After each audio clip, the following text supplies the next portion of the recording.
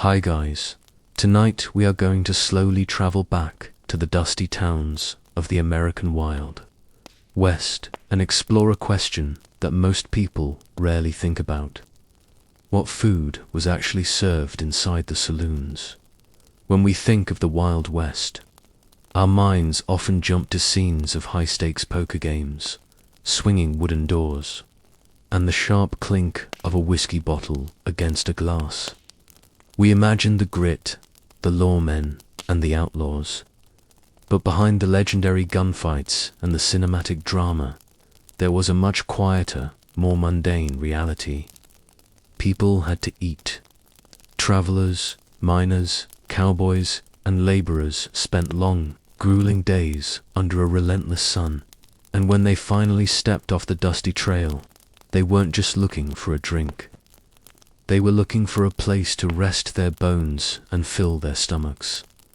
The saloon was often the heartbeat of these small, isolated outposts, not just as a place for vice, but as a community kitchen, a dining hall, and a temporary home for those who had nowhere else to go.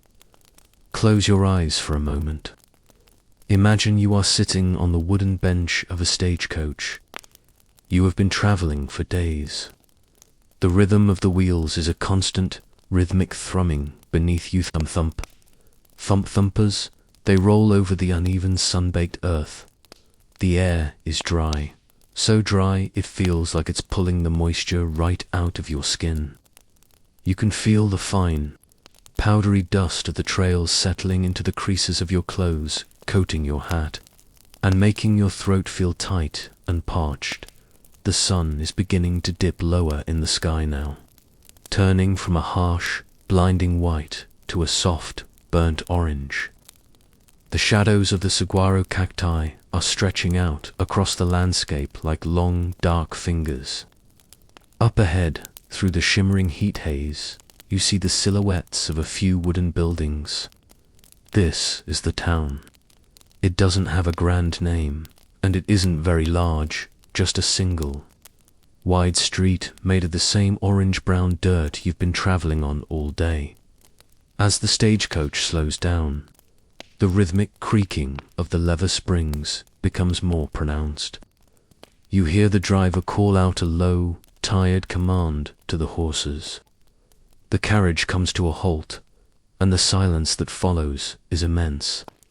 It's a heavy, peaceful silence, broken only by the distant sound of a hammer hitting an anvil and the soft whistle of the wind, blowing between the buildings.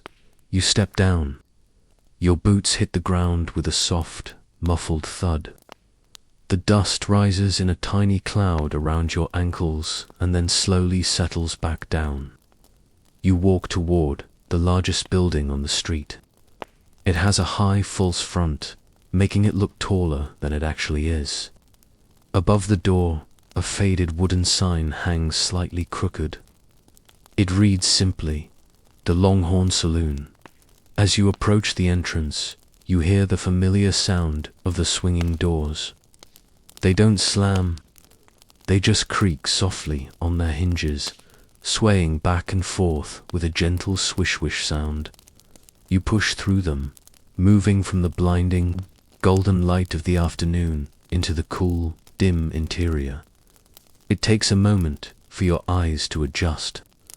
The light inside is soft and amber, filtered through small, dusty windows and supplemented by the warm, flickering glow of kerosene lamps hanging from the ceiling.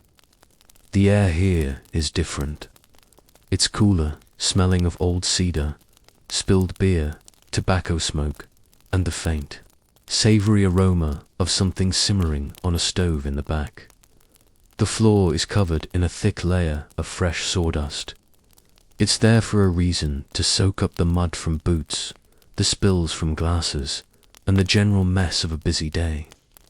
As you walk toward the bar, your footsteps are silent, cushioned by the wood shavings.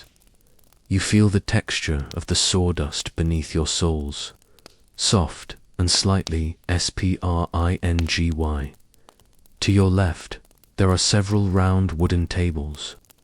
They are heavy and scarred with age, At one table, two men are sitting in silence, their heads bowed over a game of cards, their movements slow and deliberate.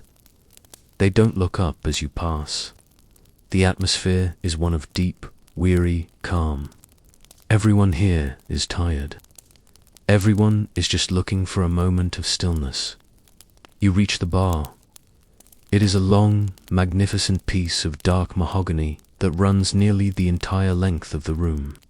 The wood is polished to a dull shine, worn smooth by the thousands of elbows that have rested upon it over the years. You run your hand along the edge. It feels cool and solid. At the base of the bar, there is a thick brass rail. You rest one foot on it, feeling the cold metal through the leather of your boot. It's a small comfort, but a welcome one. Behind the bar is a large, silver-backed mirror. It's slightly pitted and grey around the edges, reflecting a hazy, dreamlike version of the room behind you. Shelves of glass bottles stand in front of the mirror, their labels faded, the glass catching the orange light of the lamps. The bartender approaches you. He isn't the flashy character you see in movies. He's an older man with a quiet face and a clean, but faded, white apron tied around his waist. He moves with a slow, practiced efficiency. He's currently wiping down a thick glass mug with a dry cloth, his hands moving in steady, circular motions. He doesn't ask you what you want right away. He gives you a moment to settle in. In the Wild West, time moved differently. There was no rush. The world outside was vast and empty, and once you were inside, the ticking of the clock mattered very little. Finally, he sets the glass down with a soft clink and looks at you. You realize you aren't just thirsty. You are deeply, hollowly hungry. You look toward the end of the bar, where a small spread of food has been laid out on a sideboard in the 1870s and 80s. Many saloons didn't just sell food. They gave it away. This was known as the free lunch. It sounds like an act of pure generosity, but it was actually a very clever bit of business. The rule was simple. If you bought at least one drink, usually a 5-cent beer or a shot of whiskey, you were entitled to eat from the buffet for free. The food was intentionally prepared to be incredibly salty. There would be bowls of hard, salted crackers, plates of pickled herring, spicy sausages, and mounds of pungent, salty cheese. The idea, of course, was that the more salt you ate, the more beer you would buy to wash it down. It was a symbiotic relationship between the patron and the proprietor. For a lonely miner or a penniless traveler, it was a lifeline. For the price of a single nickel, they could get enough calories to keep them going for another day. You look at the sideboard. There are large jars of pickled eggs, their translucent whites shimmering in the brine. There are stacks of hardtack, a dense, dry biscuit that lasts forever but requires a good soak in a drink to make it edible. There are plates of cold, sliced roast beef, the edges slightly darkened, and wedges of sharp, yellow cheese that have sweated slightly in the heat of the room. But the free lunch was just the beginning. If you had a little more money in your pocket, perhaps a quarter or 50 cents, you could order a square meal. In the back of the saloon, often behind a simple curtain or in a small lean-to kitchen, a large iron pot sat perpetually on a wood-burning stove. This was the source of the saloon's most reliable meal, the stew. It was often called son of a bitch stew, a name given to it by cowboys who weren't particularly picky about what went into the pot. It was a thick, dark, and hearty concoction. It was made from whatever was available: beef, calf, heart, liver, marrow, guts, and tongue, all simmered for hours with onions, potatoes, and whatever wilted vegetables could be found. Imagine the steam rising from a bowl of this stew. It's thick and rich, the the smell filling your senses. It's a smell of slow-cooked fat, earthy root vegetables, and black pepper. When you take a spoonful, it's warm and heavy, coating your tongue and warming your chest as it goes down. It isn't sophisticated, but after a week on the trail, it tastes like the finest meal ever prepared. And then there were the beans. Beans were the backbone of the West. They were cheap, they were easy to store, and they were filling. In a saloon, they were usually frijoles, slow-boiled until they were soft and creamy, often seasoned with a bit of salt pork or bacon grease to give them a smoky, salty depth. They would be served in a simple tin or ceramic bowl, accompanied by a thick slice of bread or a sourdough biscuit. Speaking of biscuits, the bread in a Wild West saloon was an art form in itself. Most cooks kept a sourdough starter, a fermented mixture of flour and water that they kept alive for years. This starter gave the bread a distinct tangy flavor. The biscuits were often baked in a Dutch oven, coming out with a hard golden brown crust and a soft, steaming interior. You can imagine breaking one open with your hands, the steam escaping in a little puff, the smell of yeast and toasted flour hitting your nose. You might dip the bread into the gravy of your stew, letting it soak up all the juices until it becomes soft and heavy. For the miners who frequented these places, this was the food of survival. A miner's life was one of damp darkness and back-breaking labor. When they emerged from the earth, their skins stained with coal or ore. The saloon was the only place that offered a warm meal and a sense of belonging. They would sit at these tables, their large, calloused hands wrapped around a warm mug, eating their beans in a rhythmic, quiet trance.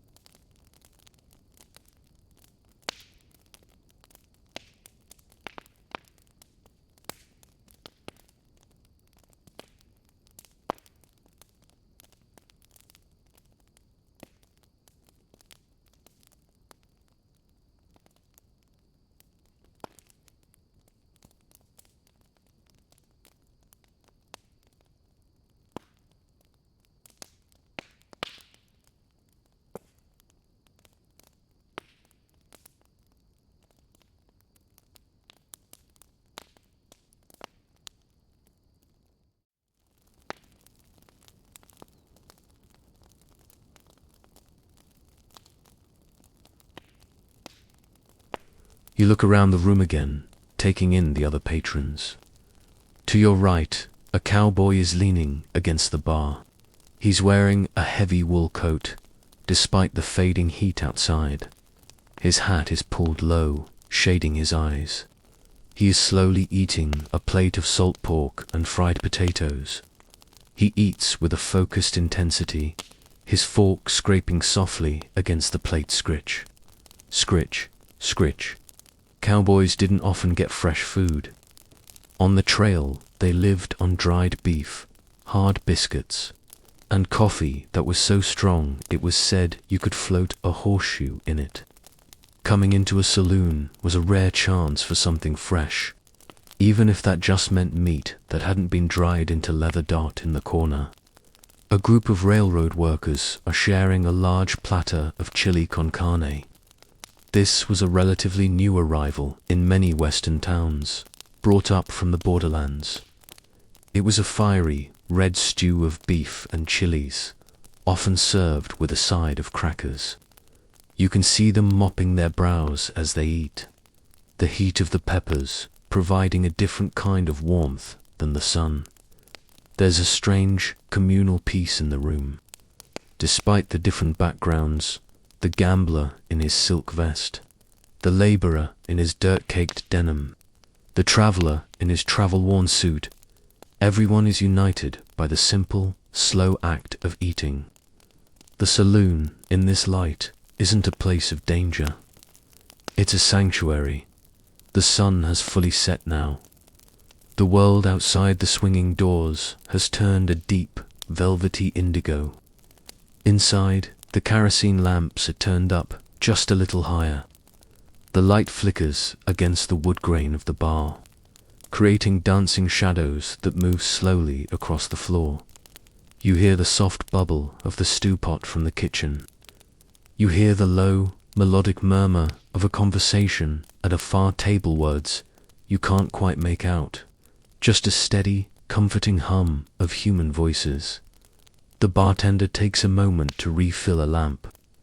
You watch as he carefully trims the wick with a small pair of scissors. The scent of the burning oil is heavy and nostalgic.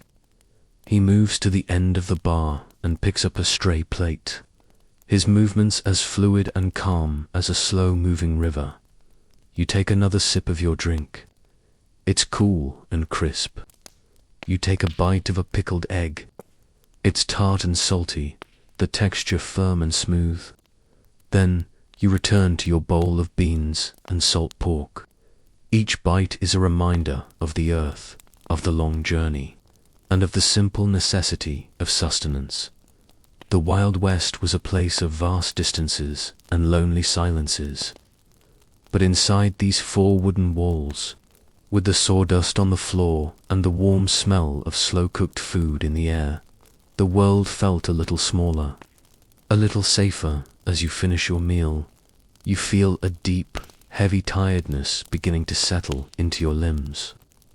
Your muscles, which have been tense from the jolting of the stagecoach, finally begin to relax. The warmth of the food has spread through your body, making your eyelids feel heavy. The sounds of the saloon begin to fade into the background. The clink of the glasses, the shuffle of the cards, the creak of the floorboards, it all blends into a single, soothing white noise.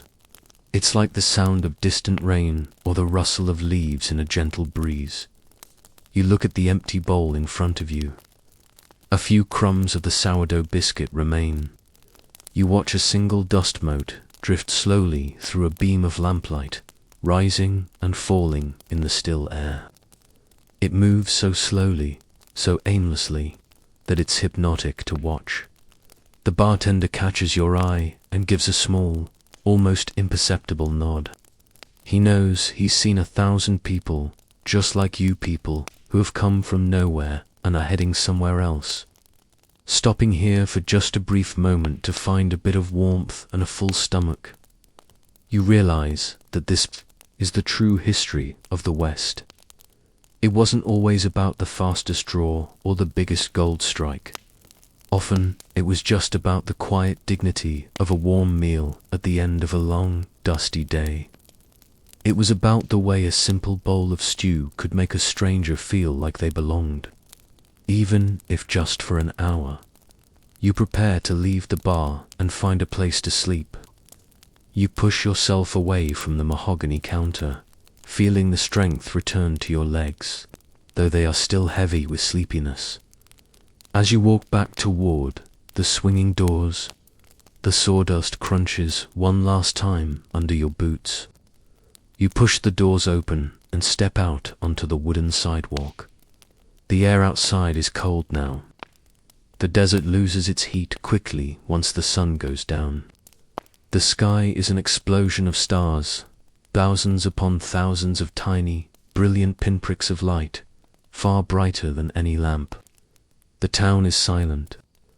The horses in the corral nearby give a soft, low whinny. The wind has died down.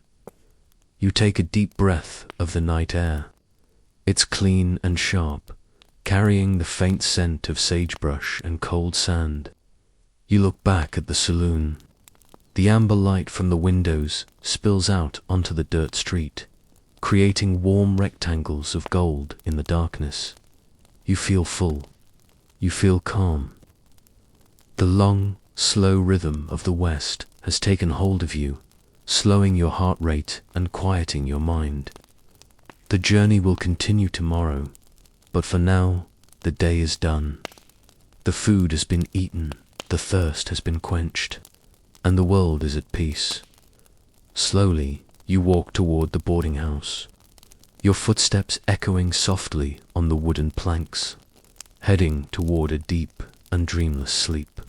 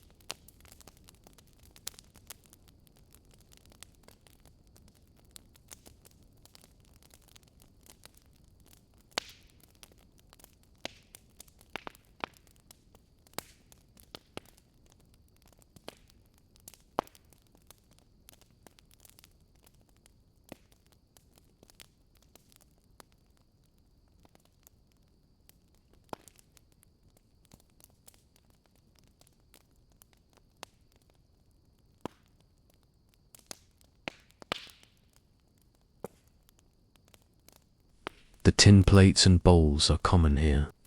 They are durable, easy to clean with a bit of sand and water, and they don't break when dropped on the sawdust-covered floor. You pick up your own spoon. It's made of heavy pewter, slightly bent, but perfectly balanced in your hand. Take a moment to breathe in. The air in the saloon is a complex tapestry of scents. There is the sharp, acrid smell of the kerosene lamps. There is the sweet, heavy scent of the tobacco being smoked by the men at the bar.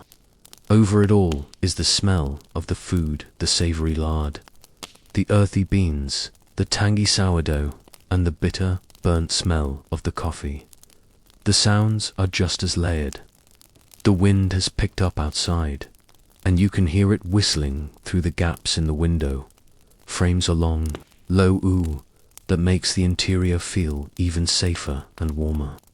There is the occasional clink of a bottle against a glass, the low rumble of a laugh, and the steady, rhythmic shush of the bartender's broom as he moves the sawdust. The light is dim, flickering, and amber. It softens the edges of the room. The harsh realities of the frontier, the heat, the mud, the danger all feel very far away. Here, in the circle of the lamp's glow, the world is reduced to the plate in front of you and the chair beneath you.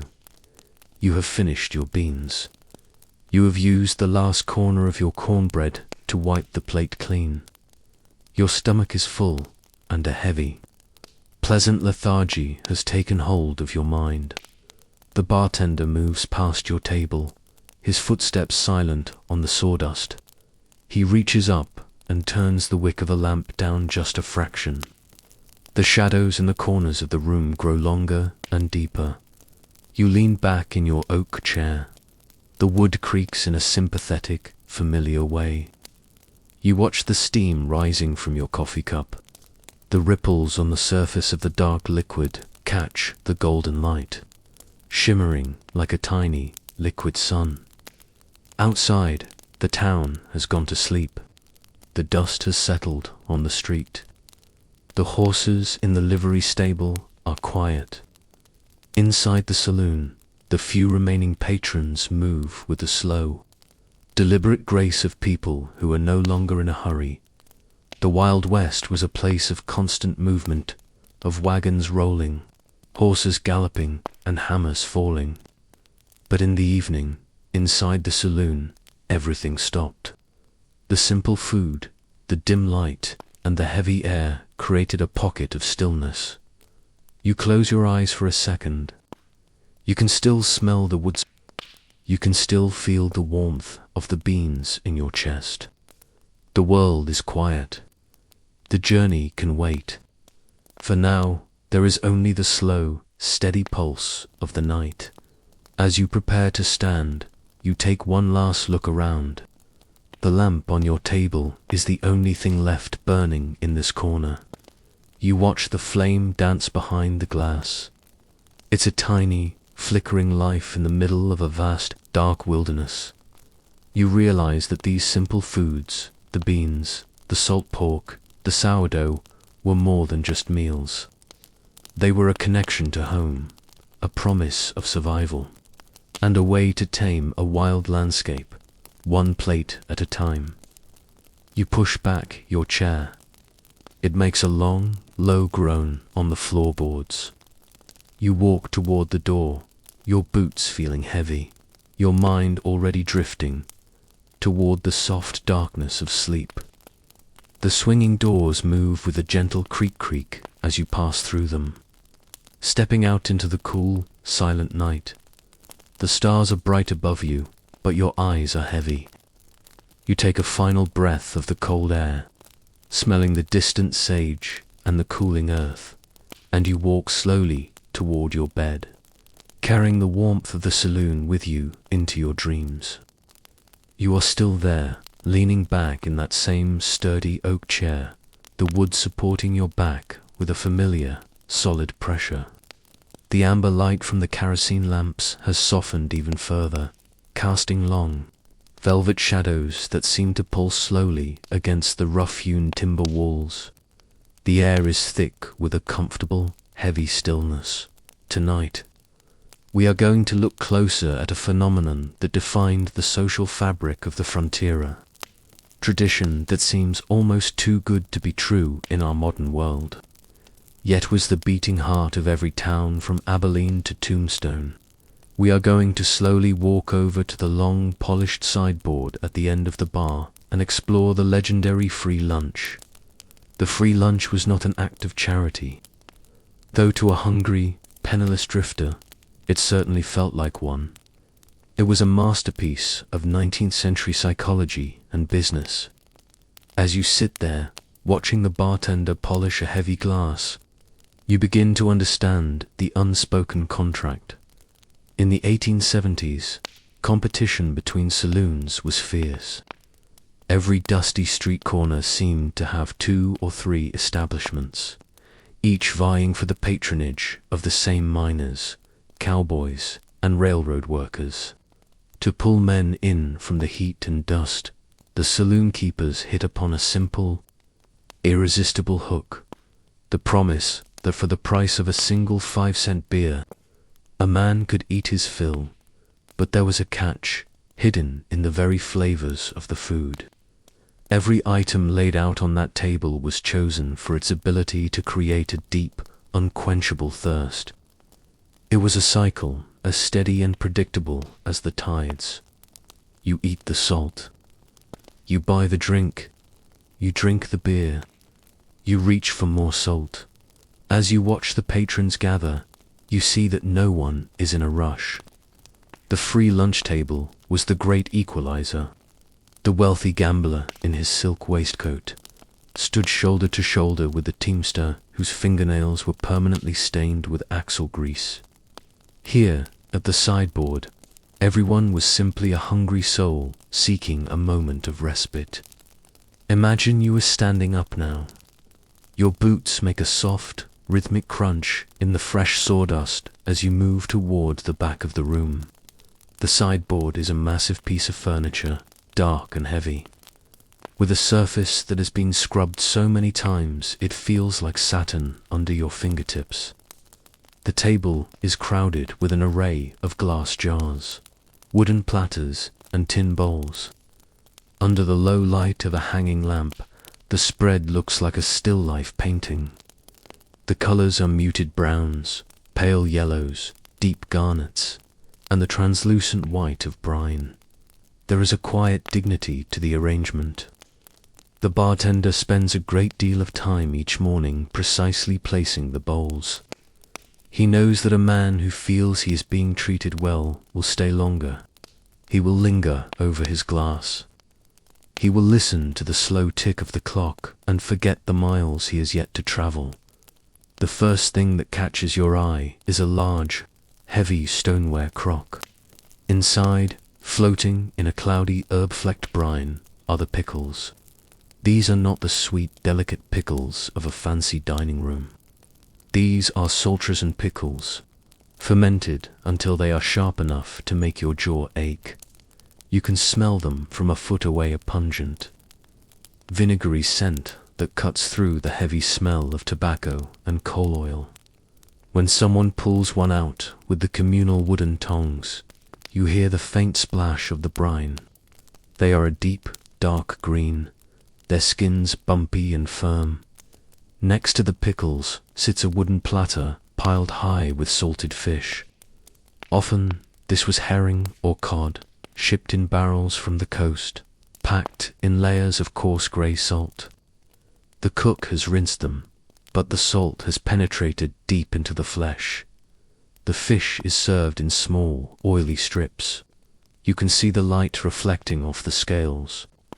It is a dense, chewy protein that demands a long, slow swallow of cold lager to wash it down.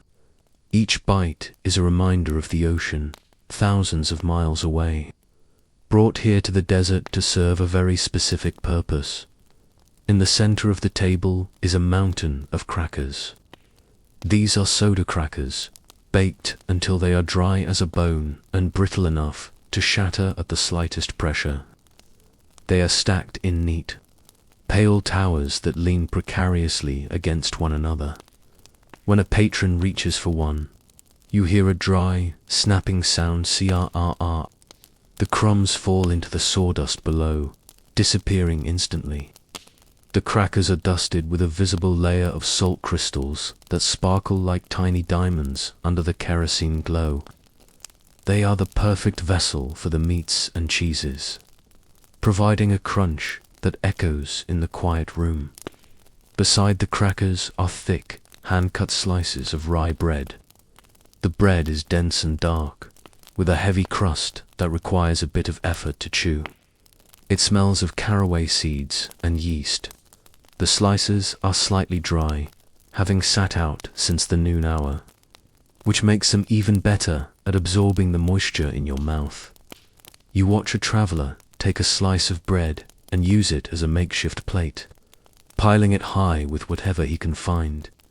It is efficient, simple food for a world that has no time for fine china. Now, look at the platters of meat. These are the leftovers from the previous night's roast, sliced paper-thin so they go further. You see cold roast beef, the center still a faint, dusty pink, and slices of ham with a thick rim of white fat. The meat is cold, which changes its texture. It is firm and savory. Next to the meat are wedges of rat cheese, a sharp orange cheddar that was the standard of the era. The cheese has been sitting out in the warm air of the saloon, and it has begun to sweat. Tiny beads of oil shimmer on its surface. It is a pungent cheese, the kind that lingers on the tongue. A man will take a wedge of cheese, a slice of ham, and a cracker, creating a small, salt-heavy sandwich. He eats it in 2 bites, his eyes fixed on the mirror behind the bar, his mind wandering through the quiet reaches of his own thoughts. There is also the head cheese, not a cheese at all, but a terrin made from the savory bits of a pig's head set in a clear, cold jelly. It is a mosaic of different textures and flavors, seasoned heavily with black pepper and sage. It is a rustic, old-world food that found a permanent home on the American frontier.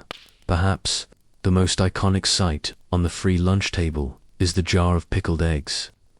They sit in a tall glass cylinder, bobbing gently in a purple or yellow brine. The purple ones have been colored with beet juice, the yellow ones with turmeric or mustard.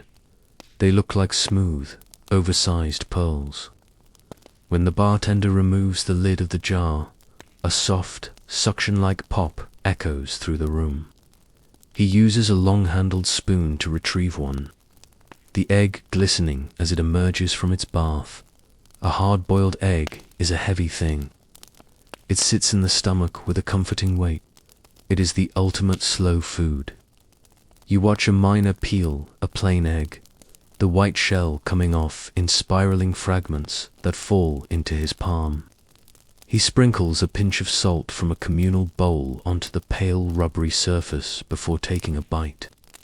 The room is so quiet, you can hear the soft munch as he eats. Behind the bar, the bartender moves like a shadow.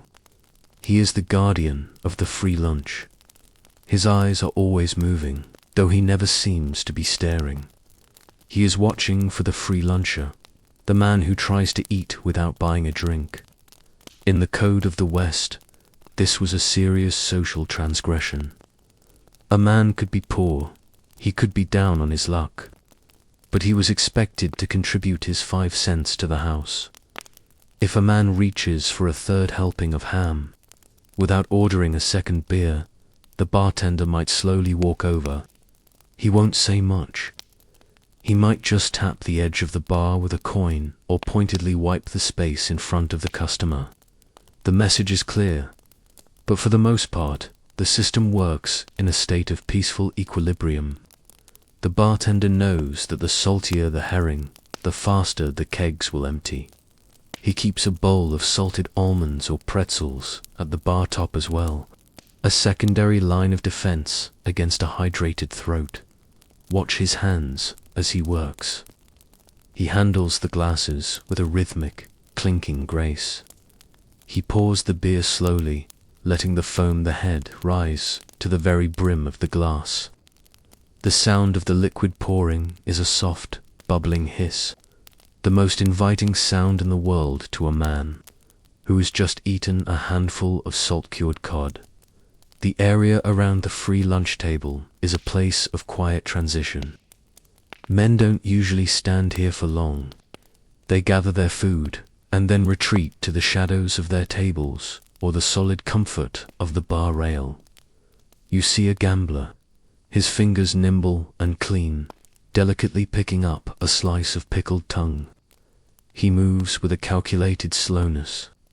For him, the free lunch is a convenience, a way to keep his strength up during a 12-hour session of faro or poker.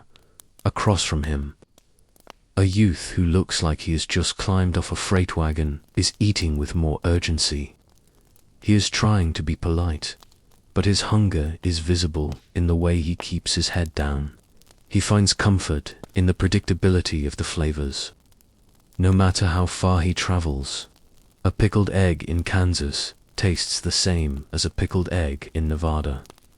The light continues to flicker. A moth circles the lamp above the table, its wings making a tiny, frantic scratching sound against the glass chimney. No one bothers it. The heat of the room is making everyone drowsy. The heavy meal, the salt, and the slow, rhythmic sounds of the saloon are working together to create a deep, pervasive sense of calm. You might wonder how this food stayed fresh in a world of dust and heat. The truth is, it didn't have to be fresh in the way we think of it today. Everything on this table is a product of preservation. The salt is the primary ingredient. It is a barrier against the passage of time. The vinegar in the pickles, the smoke in the ham, the drying of the crackers, these were the technologies of the 19th century. The food could sit out for hours, or even days, and remain safe to eat. It was a rugged, durable kind of cuisine. The jars were heavy glass with thick gaskets. The platters were often covered with a light cheesecloth between rushes to keep the flies away. As you look at the spread, you realize that this is a library of human ingenuity. It is the result of thousands of years of learning how to keep the harvest from rotting. Here, on the edge of the wilderness, that knowledge is the difference between a thriving town and a ghost town. The evening is deepening into night. The sounds from the street have stopped entirely. The only noise now is the occasional clack of a billiard ball from the back room and the low, guttural murmur of two men discussing the price of cattle. The free lunch table is starting to look a little picked over. The mountain of crackers has dwindled to a small hill. The brine in the pickle crock is low. The bartender takes a clean towel and begins to wipe down the edges of the sideboard. His movements slow and circular. He isn't in a hurry to clear it away. As long as there is a light burning and a man with a nickel, the table will remain. It is a symbol of hospitality in a land that is often anything but hospitable. You feel the heaviness in your own limbs now. The salt on your lips makes you take one last, long sip of your drink. The liquid is cool, sliding down your throat and easing the dryness. You feel a sense of profound contentment. The Wild West was often a place of every man for himself, but the free lunch was a moment of communal sharing. It was a recognition that we all have the same basic needs. It was a quiet, salty, vinegary grace note in the middle of a hardscrabble life. You stand there for a moment longer, observing the play of light on the glass jars.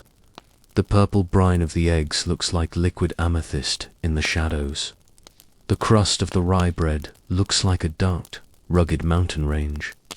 The bartender catches your eye and offers a small, tired smile. He reaches out and adjusts the position of the cracker platter by an inch. A small act of order in a world of chaos. You turn away from the table, your boots sinking into the sawdust. The room feels smaller now, more intimate. The boring history of the free lunch isn't about the grand events. It's about the texture of the cheese, the snap of the pickle, and the quiet, steady click of a glass on a mahogany bar.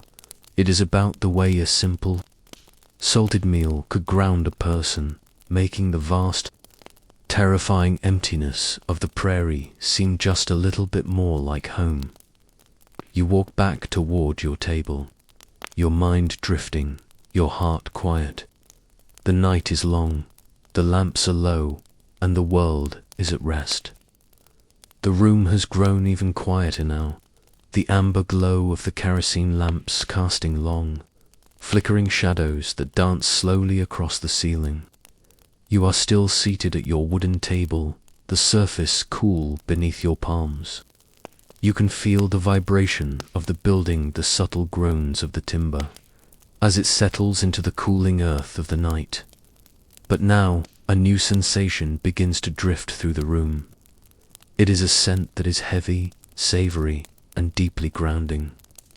It is the smell of wood smoke mingled with the searing of fat. Your eyes turn toward the back of the saloon, toward the heavy door that leads to the kitchen. Behind that door lies the heart of the establishment's evening service, the place where the true sustenance of the frontier was forged. Tonight, we are going to slowly drift into the kitchen and explore the meat dishes of the Wild West saloons. We will look at the steaks, the game, and the steady, rhythmic labor of the frontier cook. Imagine pushing through that rear door.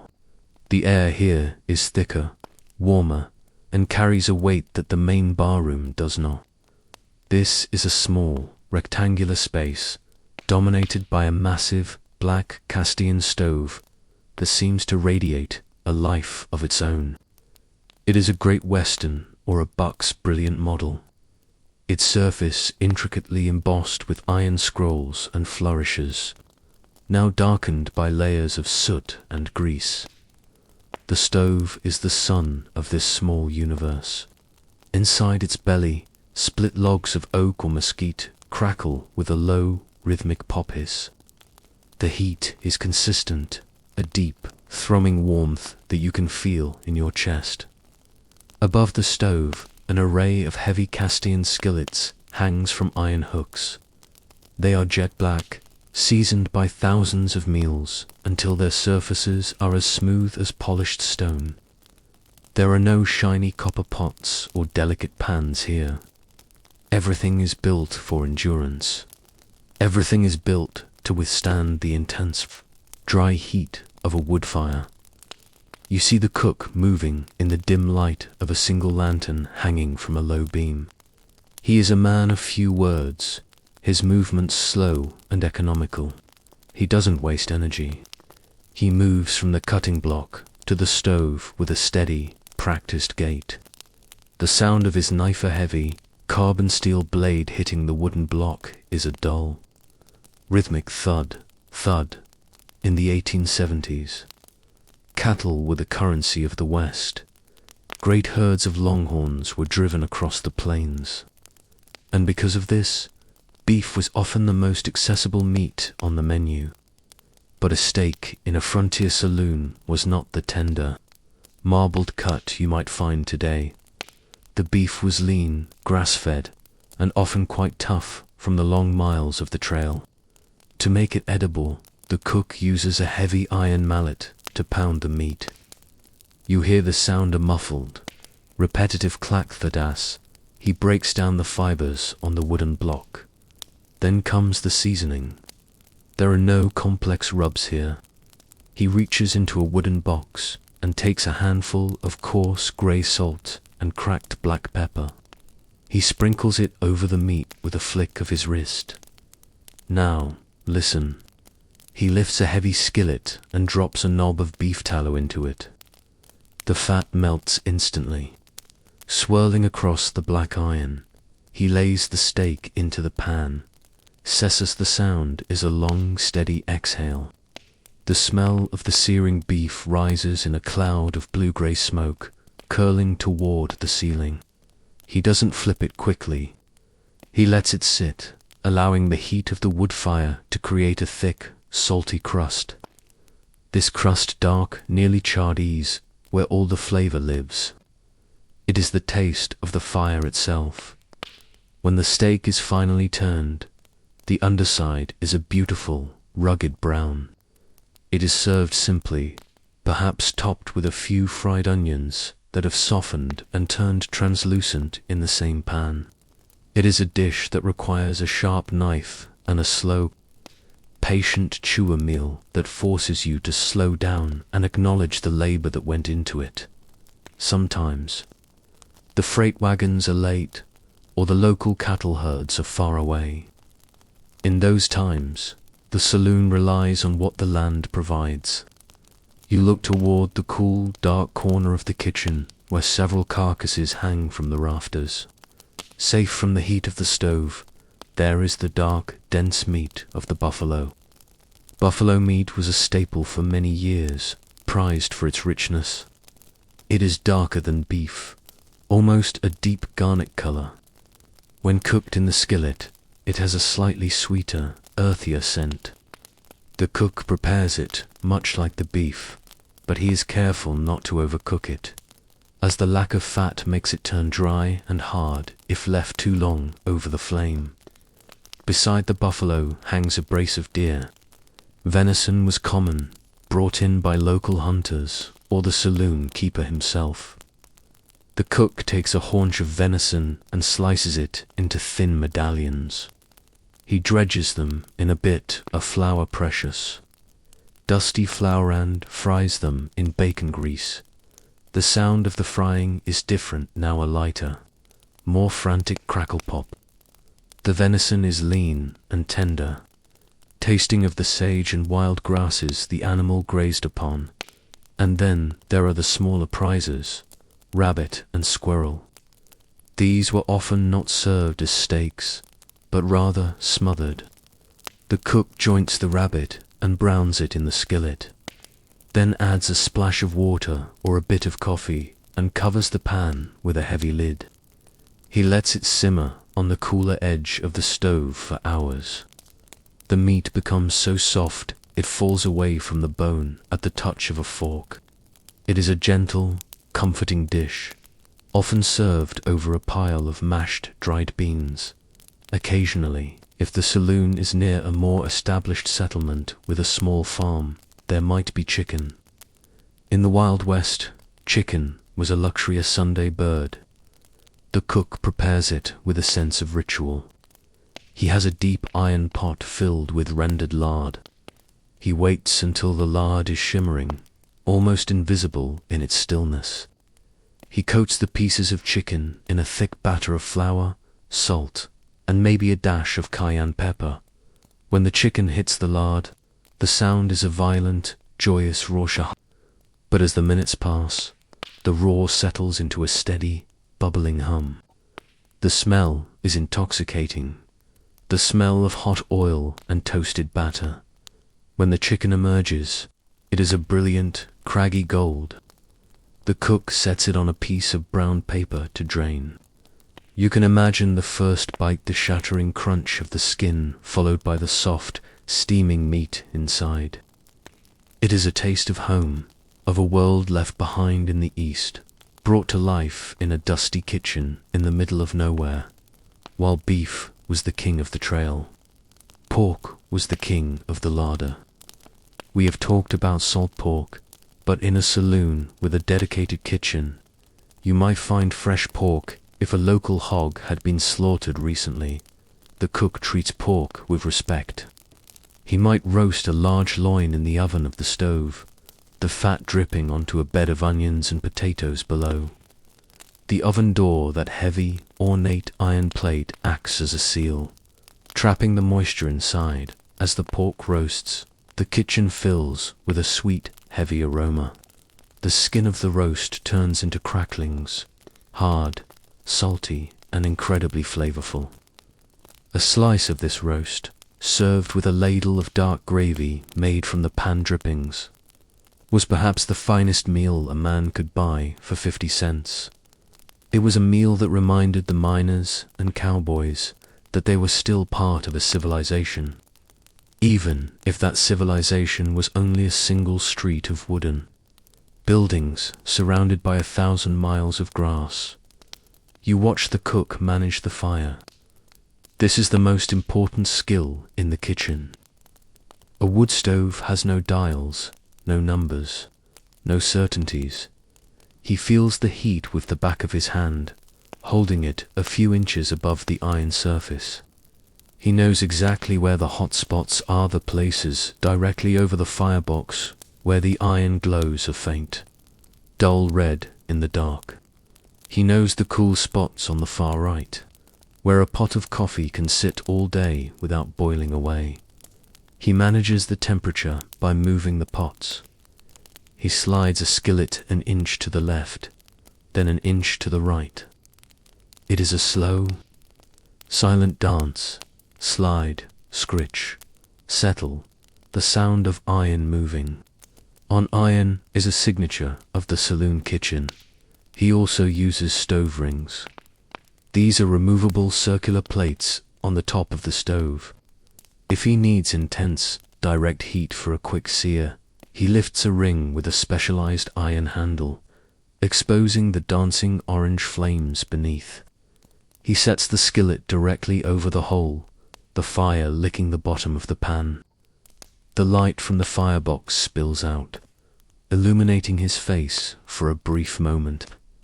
Study in concentration and sweat. The lunch hour and the evening rush are the only times the cook moves quickly.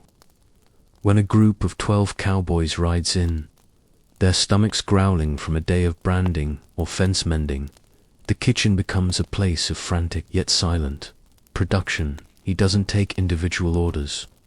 He knows they all want the same thing: meat, bread, and beans.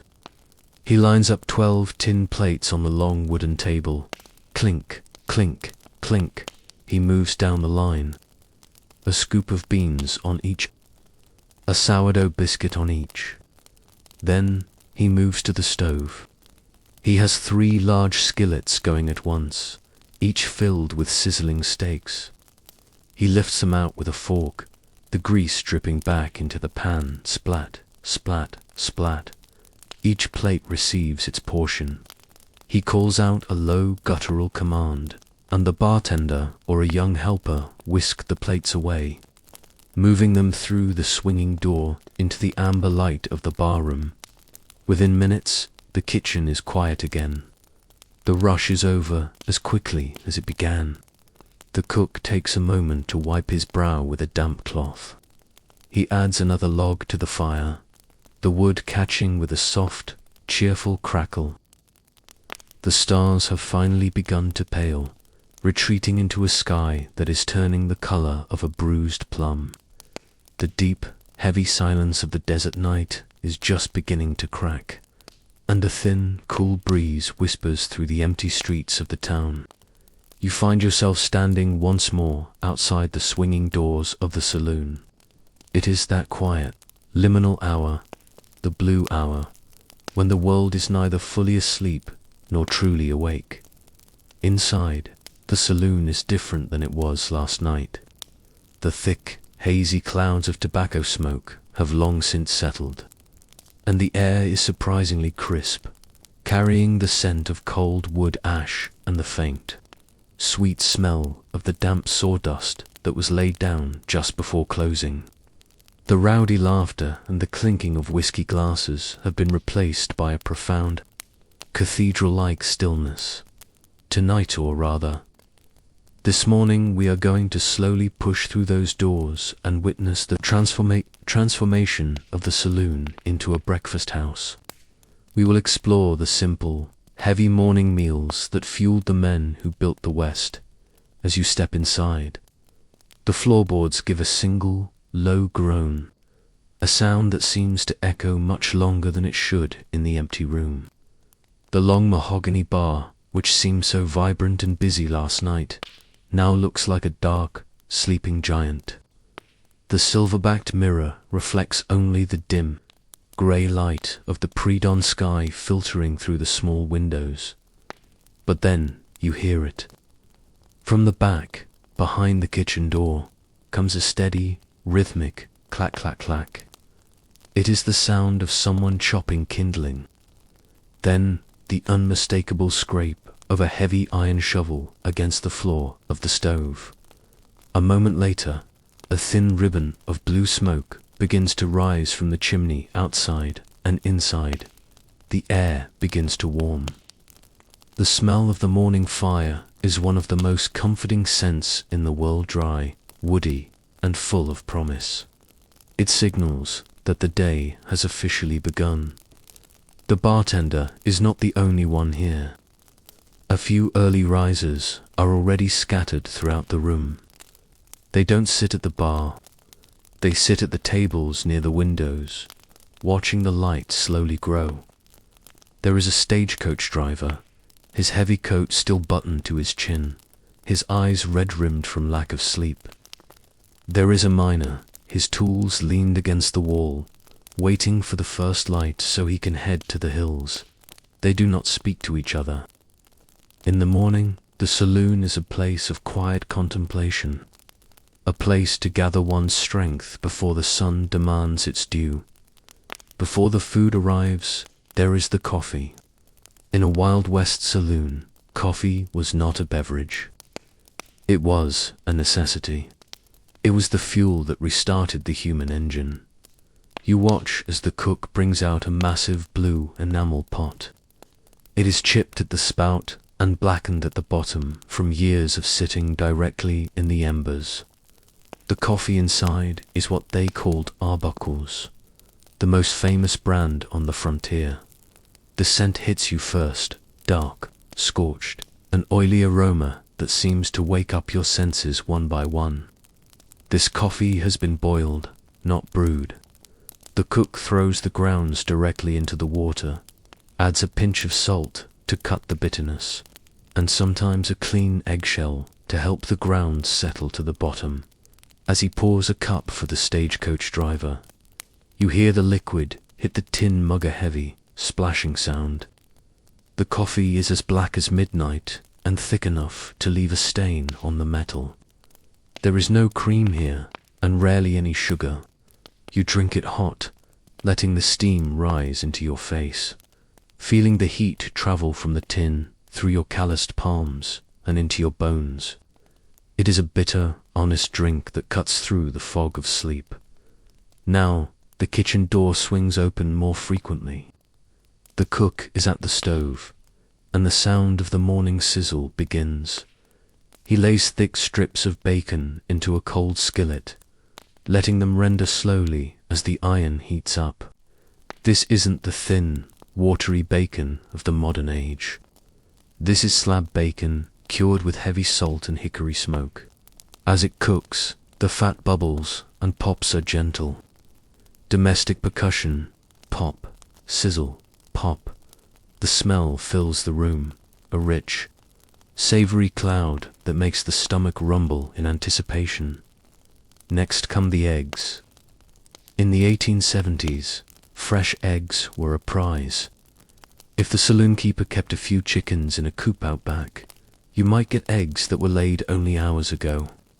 The cook cracks them into the hot bacon grease, HSS's SS-TCHK. The whites turn opaque instantly, bubbling at the edges until they are crisp and brown, while the yolks remain soft and golden. He flips them with a tin spatula schluck, serves them alongside the bacon. When you break the yolk with a piece of bread, it runs across the plate, rich and creamy, mingling with the salty grease to create a natural sauce that is better than anything found in a French kitchen. Perhaps the most iconic breakfast dish of the frontier was biscuits and gravy. It was cheap, it was filling, and it stayed with a man through 10 hours of hard labor. The biscuits, as we've seen, are the dense sourdough variety. But in the morning, They are served under a blanket of sawmill gravy. After the bacon or sausage has been fried, the cook leaves the rendered fat in the pan. He whisks in a few handfuls of flour, stirring it with a wooden spoon until it turns a deep, nutty brown. Scrape, stir, scrape dot, then he pours in milk or water if the cow is dry and continues to stir until the mixture thickens into a heavy velvet cream. He adds a generous amount of crushed black pepper, the dark flakes dotting the white gravy like tiny pebbles. He splits 2 biscuits open and ladles the gravy over them. It is a heavy, warm mountain of a meal. You eat it with a spoon, the soft dough soaking up the peppered cream. It is the culinary equivalent of a warm wool blanket. It is soft, bland in the best way possible, and deeply, profoundly satisfying. To round out the plate, there are the potatoes. These have been parboiled the night before and sat in the cool cellar. Now, the cook slices them into thick rounds or rough cubes. He drops them into a skillet, with a bit of lard and a handful of chopped wild onions. The potatoes don't cook quickly. They need time to develop a crust. You hear the rhythmic clink of the spatula as he turns them, ensuring that every side hits the hot iron dot by the time they reach your table. They are golden brown on the outside and fluffy on the inside. They carry the flavor of the onions and the smoke from the stove. They are the perfect accompaniment to the eggs, providing a necessary crunch to the meal. You can imagine a miner sitting at the next table, carefully saltacing each potato before popping it into his mouth, his mind already miles away in the dark shafts of the mountain, for those whose stomachs weren't ready for the heaviness of fried pork. Or for the traveller who was watching his nickels, there was porridge. Usually, this was cornmeal mush or hasty pudding. In a large iron pot at the back of the stove, the cook whisks yellow cornmeal into boiling salted water. He stirs it constantly with a long wooden paddle to keep it from clumping. Swish, swish, swish, dot, as it cooks. The porridge thickens and begins to burp, sending up small puffs of steam as the thick bubbles burst on the surface. It is served in a deep wooden bowl. If you are lucky, there might be a small pitcher of molasses on the table. You pour a thin, dark stream of the syrup over the yellow mush, watching it spiral and sink into the warmth. It is a humble meal, the kind of food people have eaten for thousands of years. It is smooth, warm, and sweet. As you eat it, the sun finally clears the horizon, sending a single, brilliant beam of golden light through the front window. The light hits the steam rising from your bowl, turning it into a shimmering, ethereal mist, the changing light. Morning in the salooners, the clock on the wall a heavy, brass-cased regulator ticks towards 7. The saloon begins to change. The blue hour is over. The golden light of the morning is filling the room, revealing the dust motes dancing in the air. More people are arriving now. The quiet murmurs are replaced by the sound of boots on the sidewalk outside and the occasional call of a teamster to his oxen.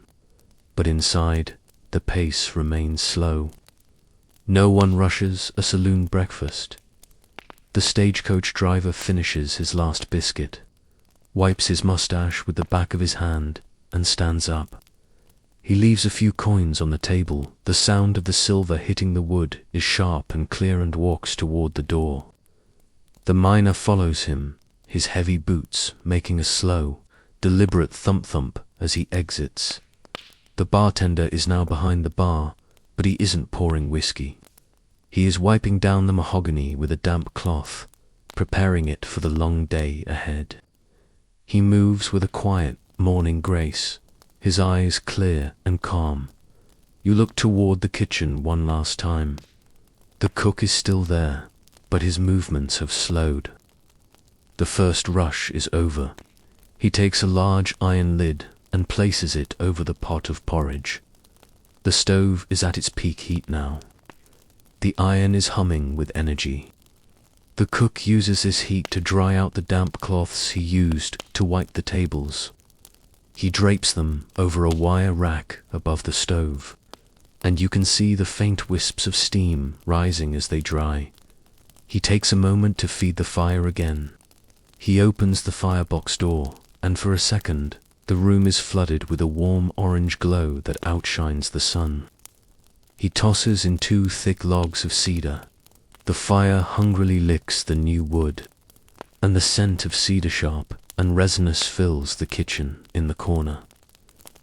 A young woman in a travel-worn dress sits with a small bag at her feet. She is waiting for the eastbound coach. She is eating a simple plate of toast bread held against the hot side of the stove until it is scorched and brittle spread with a thin layer of lard. The sun has finally disappeared behind the jagged purple peaks of the horizon, and the interior of the saloon has surrendered to a deep, flickering amber.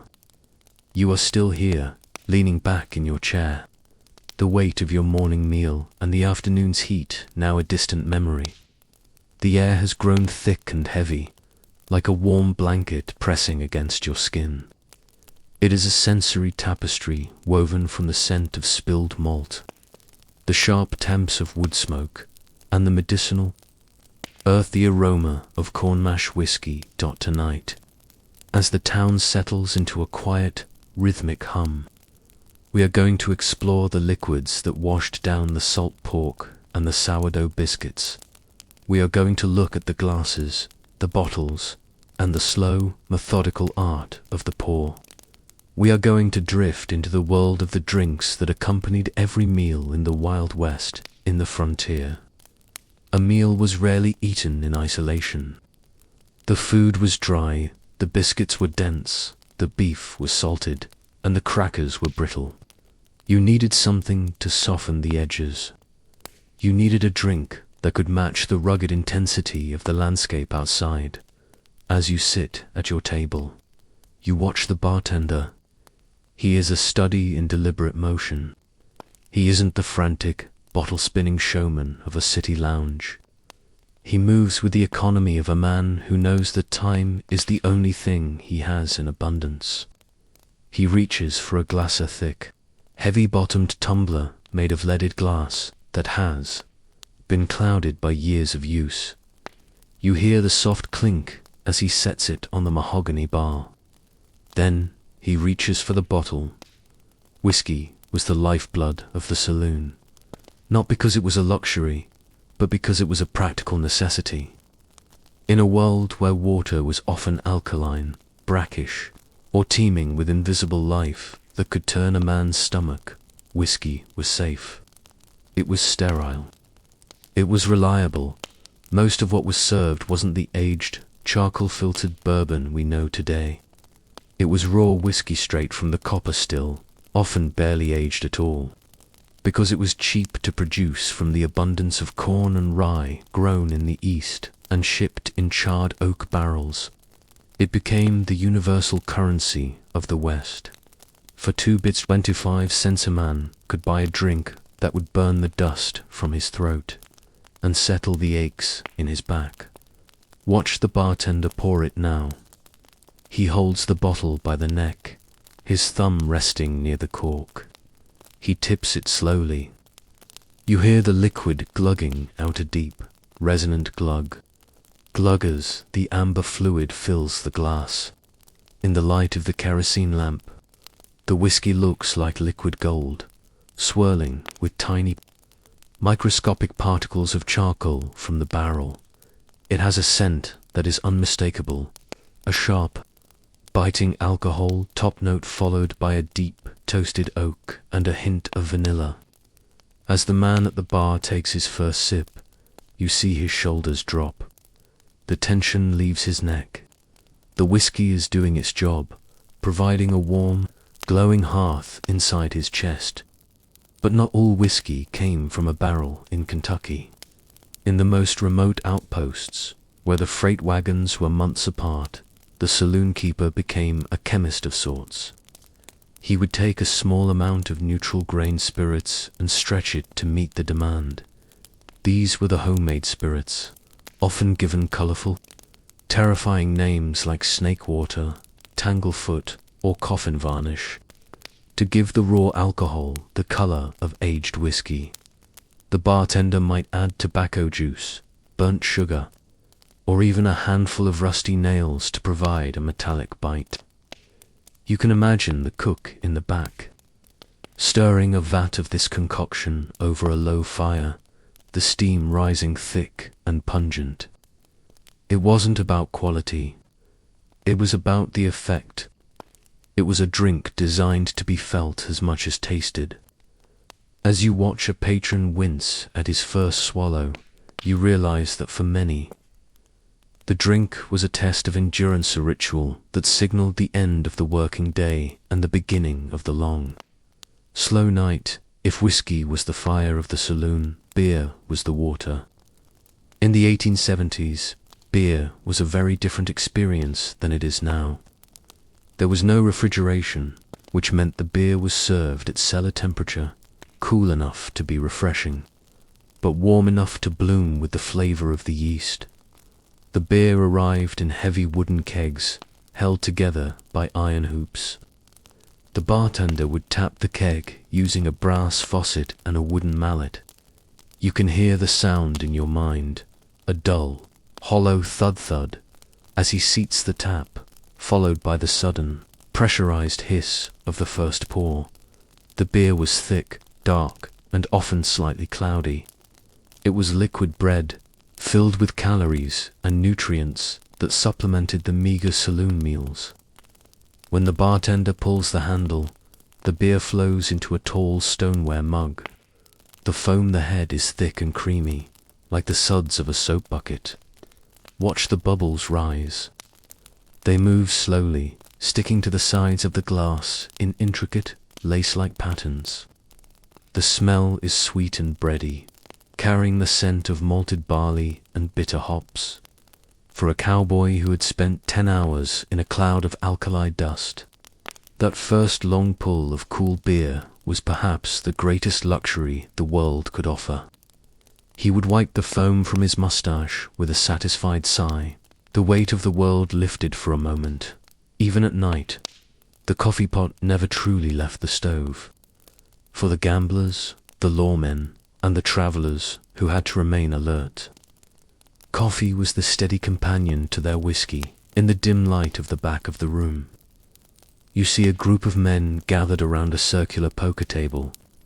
Their faces are half hidden in shadow, the brims of their hats casting long, dark lines across their features. Beside each man is a small tin cup of coffee. The coffee is old now, having sat on the edge of the heat for hours. It has become syrupy and intense. Every few minutes, a man reaches out, his fingers wrapped around the warm metal, and takes a slow, thoughtful sip. The caffeine keeps the mind sharp while the environment encourages the body to relax. The sound of the poker game is a rhythmic, percussive backdrop to the room. The shuff, shuff, shuff of the cards being dealt, the dry wooden clack of the chips being stacked, the low, guttural murmur of a bet being placed. I'll see your 2 and raise you 1. It is a language of whispers, a slow-motion dance of risk and reward, all fueled by the dark, bitter liquid in their cups. Between pours, the bartender is never idle. He has a white linen towel draped over his shoulder, and he uses it to maintain the shrine of the bar. He wipes the mahogany in long, circular strokes, swish, swish. He is removing the rings of moisture left by the glasses, polishing the wood until it reflects the flickering yellow light of the wall sconces. He picks up a stray glass and begins to dry it, his hand twisting inside the glass with a soft, rhythmic squeak. This constant cleaning is a meditative act. It creates a sense of order in a town that is often lawless. The bar is his territory, and its cleanliness is a sign of his authority. You watch him work, his face expressionless, his eyes occasionally drifting to the swinging doors to see who might be entering from the dark. He knows every man in the room by the drink they order. He knows that the miner in the corner needs a double whiskey to forget the cold damp of the tunnels. He knows the young clerk needs a small beer to feel like a man. He is the silent observer of 1,000 stories, all told in the language of the glass. Close your eyes for a moment and listen to the saloon's heartbeat. It isn't a loud place at this hour. The rowdiness of the early evening has faded into a deep, murmuring calm. You hear the low, steady hum of conversation voices that have dropped an octave, speaking of cattle prices, rainfall, and the railroad. You hear the occasional clink of a bottle hitting the rim of a glass. You hear the creak of a chair as someone shifts their weight. Outside, the wind has died down, leaving the town in a state of suspended animation. The only sound from the street is the occasional stomp of a horse in the hitching rail, a sound that is muffled and distant, like a heartbeat from another room. The lantern light is pulsing. The oil is running low in one of the lamps, and the flame is flickering. Jump, jump, jump, casting erratic shadows that stretch and shrink across the floorboards. The smell of the kerosene is heavy and sweet, mixing with the sharp scent of the spirits to create a heady, hypnotic atmosphere. Often, a drink was accompanied by a cigar, not the expensive, hand-rolled cigars of a city humidor, but Cherut's small, rough-cut rolls of tobacco that were strong and pungent. A man at the bar takes a match, strikes it against the underside of the mahogany scritchand, the flare of blue and orange. Light illuminates his face for a second. He puffs slowly, the end of the cigar glowing like a dying coal. The smoke rises in a thin blue spiral, joining the heavy clouds near the ceiling. The scent of the tobacco is earthy and rich. It provides a counterpoint to the sweetness of the beer and the burn of the whiskey. The man leans his elbows on the bar, his head bowed, watching the smoke dissipate. He is in no hurry. In the saloon, the outside world with its endless horizons and its brutal sun does not exist. There is only the glass, the smoke, and the stillness. Behind the bartender is the back bar, a magnificent structure of carved wood and mirrors. Here, the bottles are arranged like soldiers on parade. You see the green glass of the wine bottles. Though wine was a rarity, often sour and thin, you see the clear glass of the gin and the dark, opaque stone jugs of the homemade brews. Each bottle has its own shape, its own personality. Some are tall and elegant. Others are squat and functional. The night has grown even deeper now, and the silence of the desert seems to press against the wooden walls of the saloon like a physical weight. You are still resting in that same chair, the grain of the wood familiar against your palms. The kerosene lamp above you has been trimmed low, its flame now a steady, sleepy amber pulse. The air is cool, yet it carries the lingering, savory ghost of 1,000 meals. As we sit here in this quiet pocket of time, it occurs to you that the West was not one single place, but a vast patchwork of different worlds. The Wild West was a landscape of extremes from the sun-scorched plains of Texas to the misty, redwood-shrouded hills of California and up into the thin, freezing air of the mountain peaks tonight. We are going to slowly travel across those borders. We are going to explore how the menu changed as you crossed a river or climbed a ridge. We will see how the saloon food reflected the very earth it was built upon, shifting and adapting to the local ingredients that defined each frontier.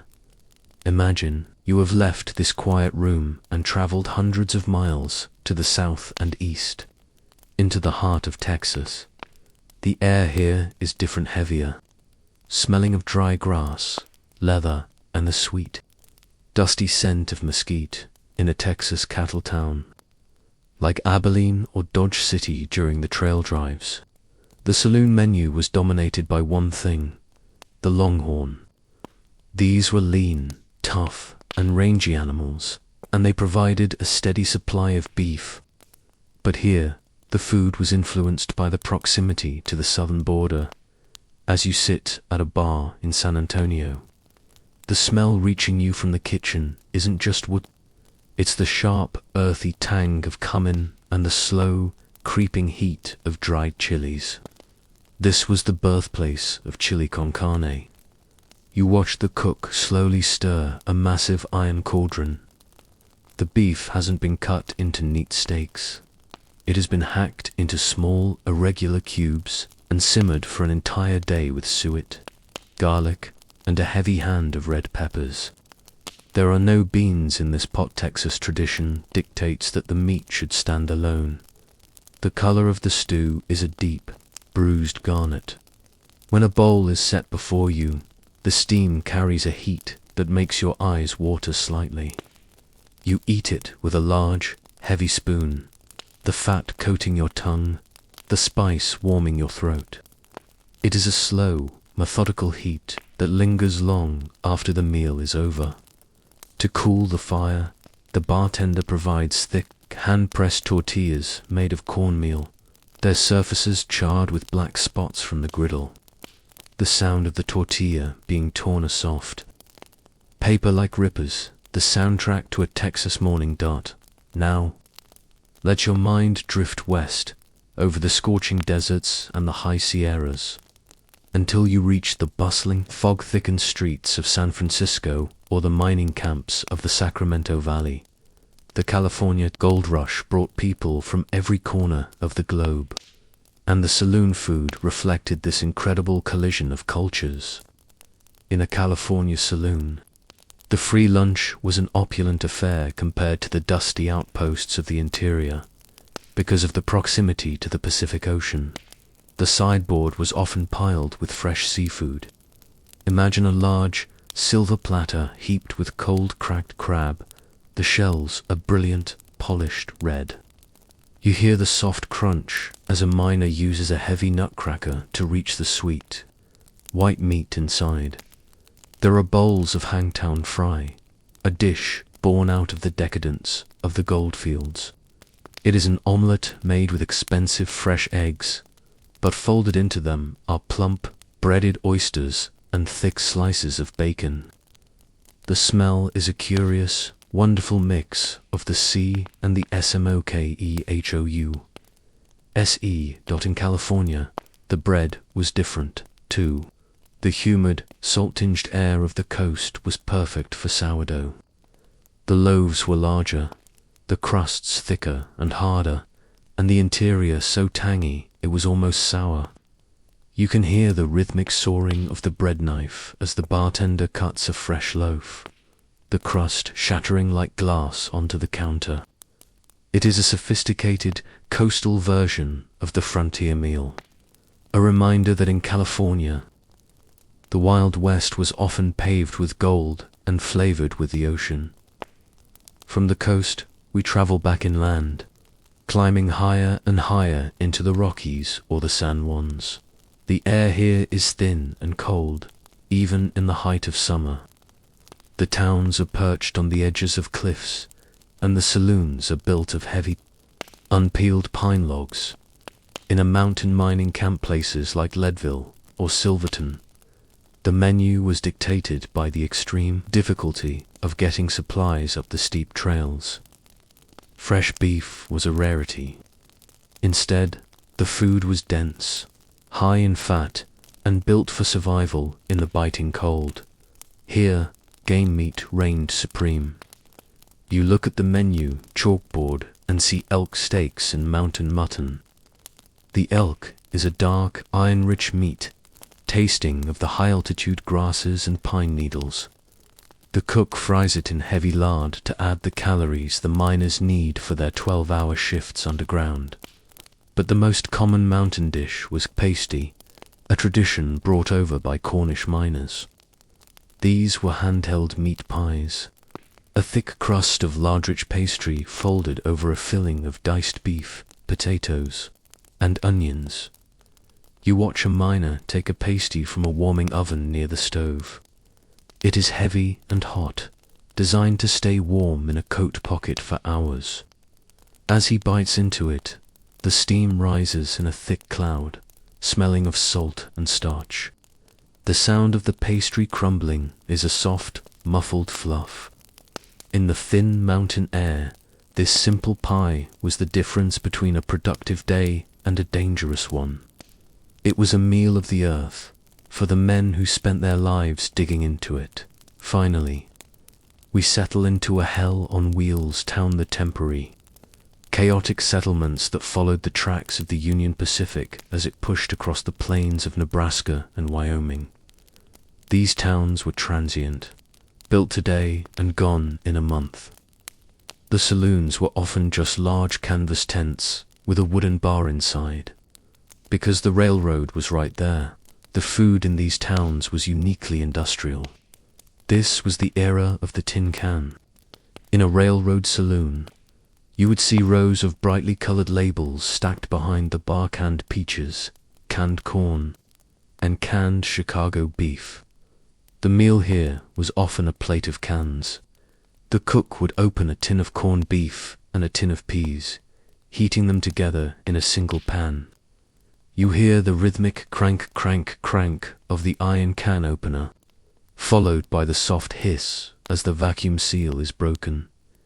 It was a metallic, salty meal, lacking the soul of the Texas chili or the California sourdough. But it was efficient. It was the food of the future, standardized and predictable. For the railroad worker who spent his day pounding iron spikes into wooden ties, the sound of the tin lid hitting the floor was the sound of progress. It was a meal that tasted of salt and tin, washed down with beer that had been brought in by the very tracks they were building. Regardless of the region, every saloon cook was a scavenger. They looked to the land immediately surrounding the building to add flavor to their staples. In the desert Southwest, you might find nopalitos, the tender pads of the prickly pear cactus, sliced and fried with eggs. They have a slightly tart, green flavor, like a cross between a green bean and a lemon. You hear the soft sizzle as they hit the pan, the steam smelling of rain on dry earth in the Pacific Northwest. The sourdough might be served with a small dish of huckleberry preserves. The berries were gathered from the mountainsides by local children and boiled down with sugar in the saloon kitchen. The smell is sweet and wild, a dark purple contrast to the grey salt of the meat. In the Midwest, near the river towns, the free lunch might feature fried catfish. The fish were pulled from the muddy waters that morning, breaded in coarse cornmeal, and fried until they were brittle and golden. The taste is earthy and sweet, the meat white and flaky, no matter where the saloon was located, whether the air smelled of salt spray, pine resin, or dusty cattle. The evening ritual remained the same. The light would fade. The bartender would light the lamps. The patrons would gather. As you sit here now, you realize that the food was a map. If you closed your eyes and took a bite of a meal, the flavors would tell you exactly where you were. The heat of the chili told you that the Rio Grande was near. The tang of the sourdough told you the Pacific fog was rolling in. The heaviness of the pasty told you the mountains were tall. The Wild West was not a monolith. It was 1,000 different flavors, each one a response to the challenges of the land. The room is very still now. The flickering amber light from your lamp is the only thing moving. The smells of all these regions, the cumin, the oysters, the pine-smoked elk, The tinned beef all seem to swirl together in a hazy, historical dream. You feel the weight of these distances in your bones, the thousands of miles of track, the long trail drives, the steep mountain passes.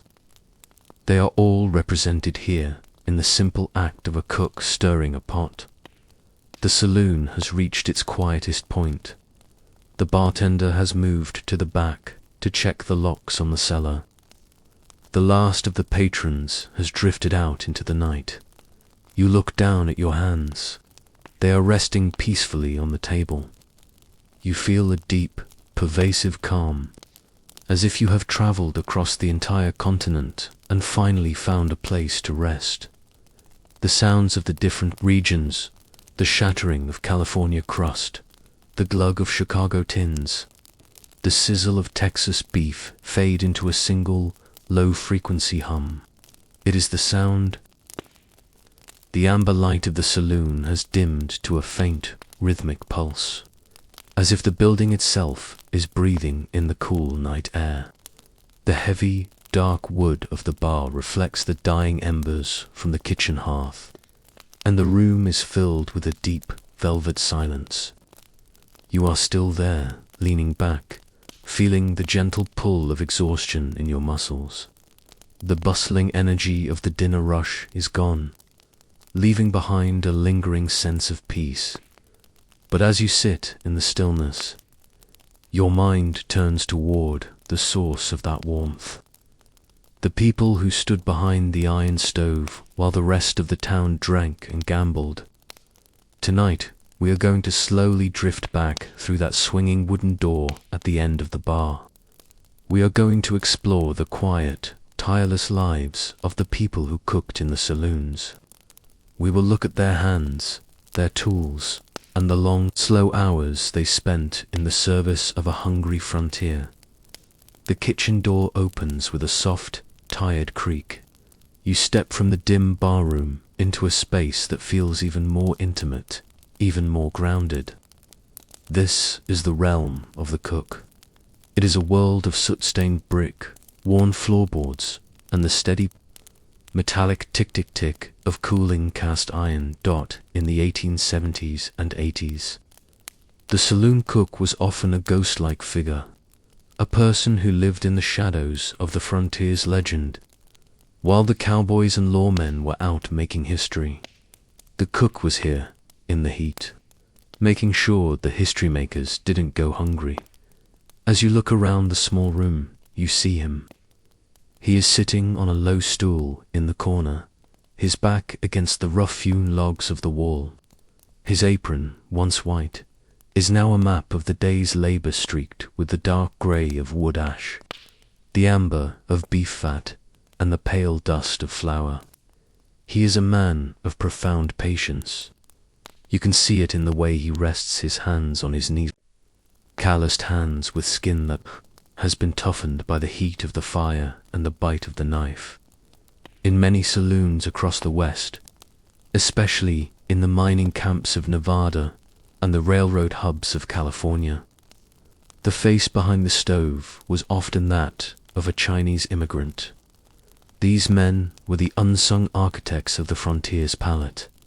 Imagine a man named Ah Sing.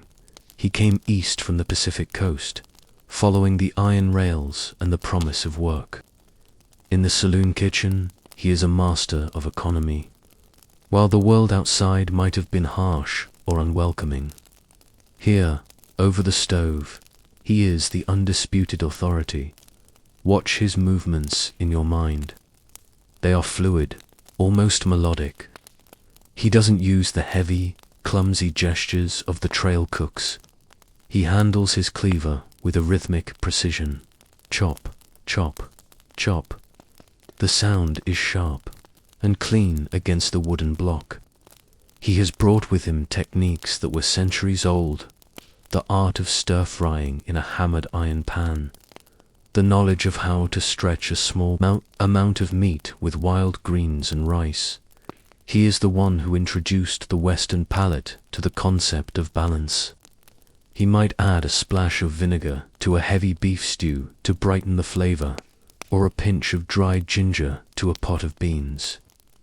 The smell in his kitchen is a delicate mix of wood smoke and something aromatic, a hint of spice that feels like a whisper of a far-off home. He works in a state of quiet focus, his eyes fixed on the blue flames of the stove. A man of peace in a land of noise. In other towns, particularly those that had begun to settle into family life, the kitchen was the domain of a woman. She might be a widow who took the job to support her children, or the wife of the saloon keeper, working side by side with her husband to keep the business afloat. She brings a different energy to the space. Where the trail cook was concerned with survival, she is concerned with comfort. You can see it in the small details. Perhaps there is a jar of dried wildflowers on the windowsill, or a clean gingham cloth draped over the rising bread dough. She is a master of the multi-pot dance. She has a pot of coffee on the back burner, a kettle of water for washing, a Dutch oven of biscuits in the coals, and a skillet of salt pork in the center. She moves between them with a rhythmic grace, her heavy skirts brushing against the floor with a soft shishi sound. Her labor is invisible but essential. She is the one who remembers that a certain miner likes his potatoes extra crispy, or that the stagecoach driver always arrives with a thirst that only cold buttermilk can quench. She is a pillar of the community, her strength hidden beneath a layer of flour and the constant steam of the kettle. When she finally sits down at the end of a 14-hour shift, she does so with a sigh that carries the weight of the entire town's hunger. The environment of the saloon kitchen was one of intense physical reality. It was a space defined by the four elements: earth, air, fire, and water. The floor is made of thick, unfinished planks. Over time, the grease from the stove has soaked into the wood, making it dark and smooth. The walls are blackened by the soot that escapes the stovepipe, creating a dim, cavernous feeling. The light comes from a single lantern and the glowing eyes of the stove. As you watch, the cook opens the firebox to add a fresh log. For a brief moment, the room is flooded with a brilliant, dancing orange light. You can see the fine layer of dust on the shelves and the shimmering surfaces of the copper ladles. Then, the door is closed with a heavy clunk, and the room returns to its amber-toned slumber. The air is thick. It carries the smell of the damp earth from the root cellar, the sharp temps of the wood fire, and the savory, heavy scent of the day's roast. It is a smell that settles into your clothes and stays with you, a warm, comforting reminder of the kitchen's embrace. The life of a saloon cook was not measured in tasks, but in hours. The day began long before the sun touched the horizon. Imagine the cook rising at 4 in the morning. The saloon is freezing, the air so cold his breath comes in white clouds. His first task is to wake the stove. He clears the cold grey ash from the grater's soft, dusty scrape and lays the kindling. He strikes a match, and the first tiny flame begins to lick the wood. From that moment on, he is a slave to the clock. There is the morning bread to be kneaded. You can hear the rhythmic thump, fold, thump as he works the heavy dough on the floured table. His arms move with a steady, mechanical power. Then there is the water to be hauled.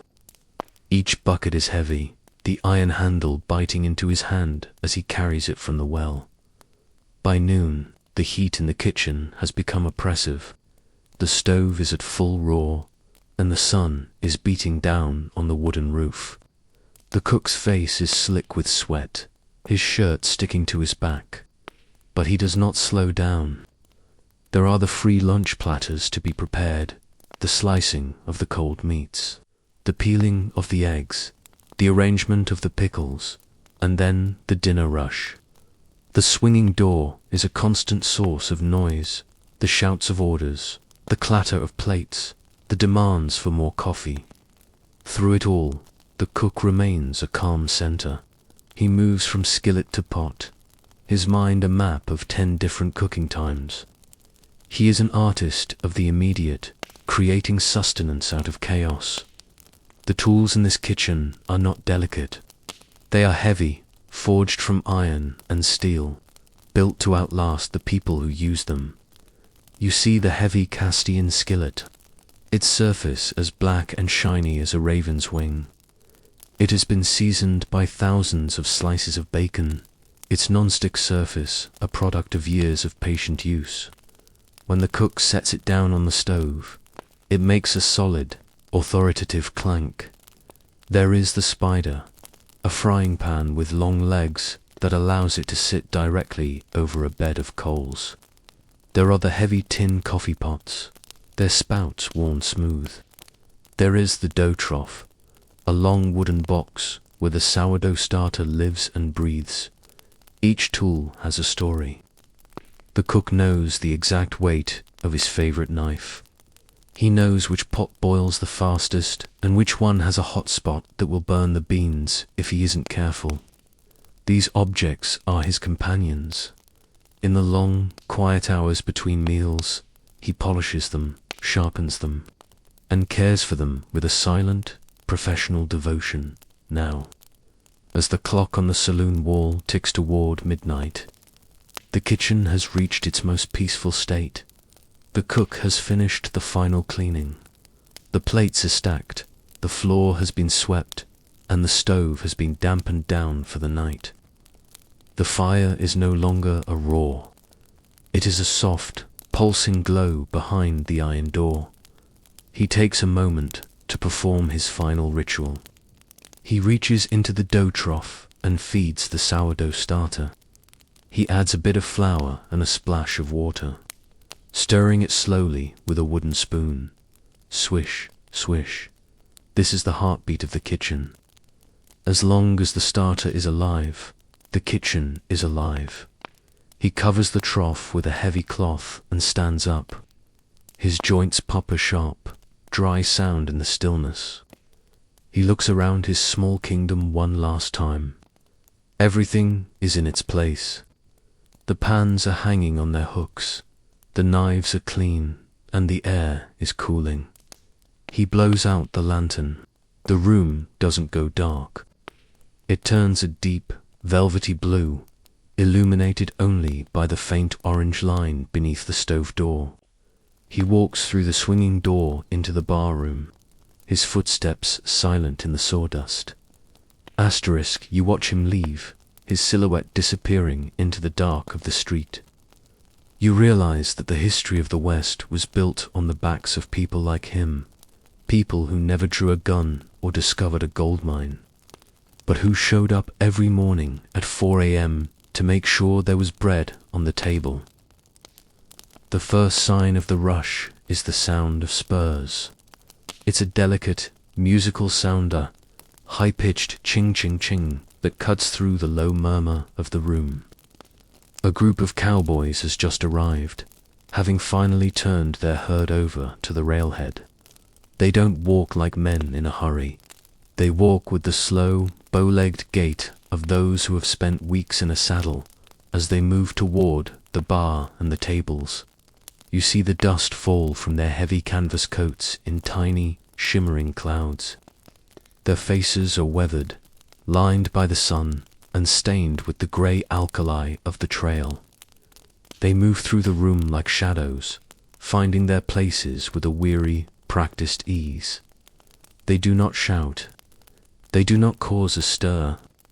They are looking for two things: a drink to cut the dust in their throats, and a plate of food that doesn't come out of a saddlebag.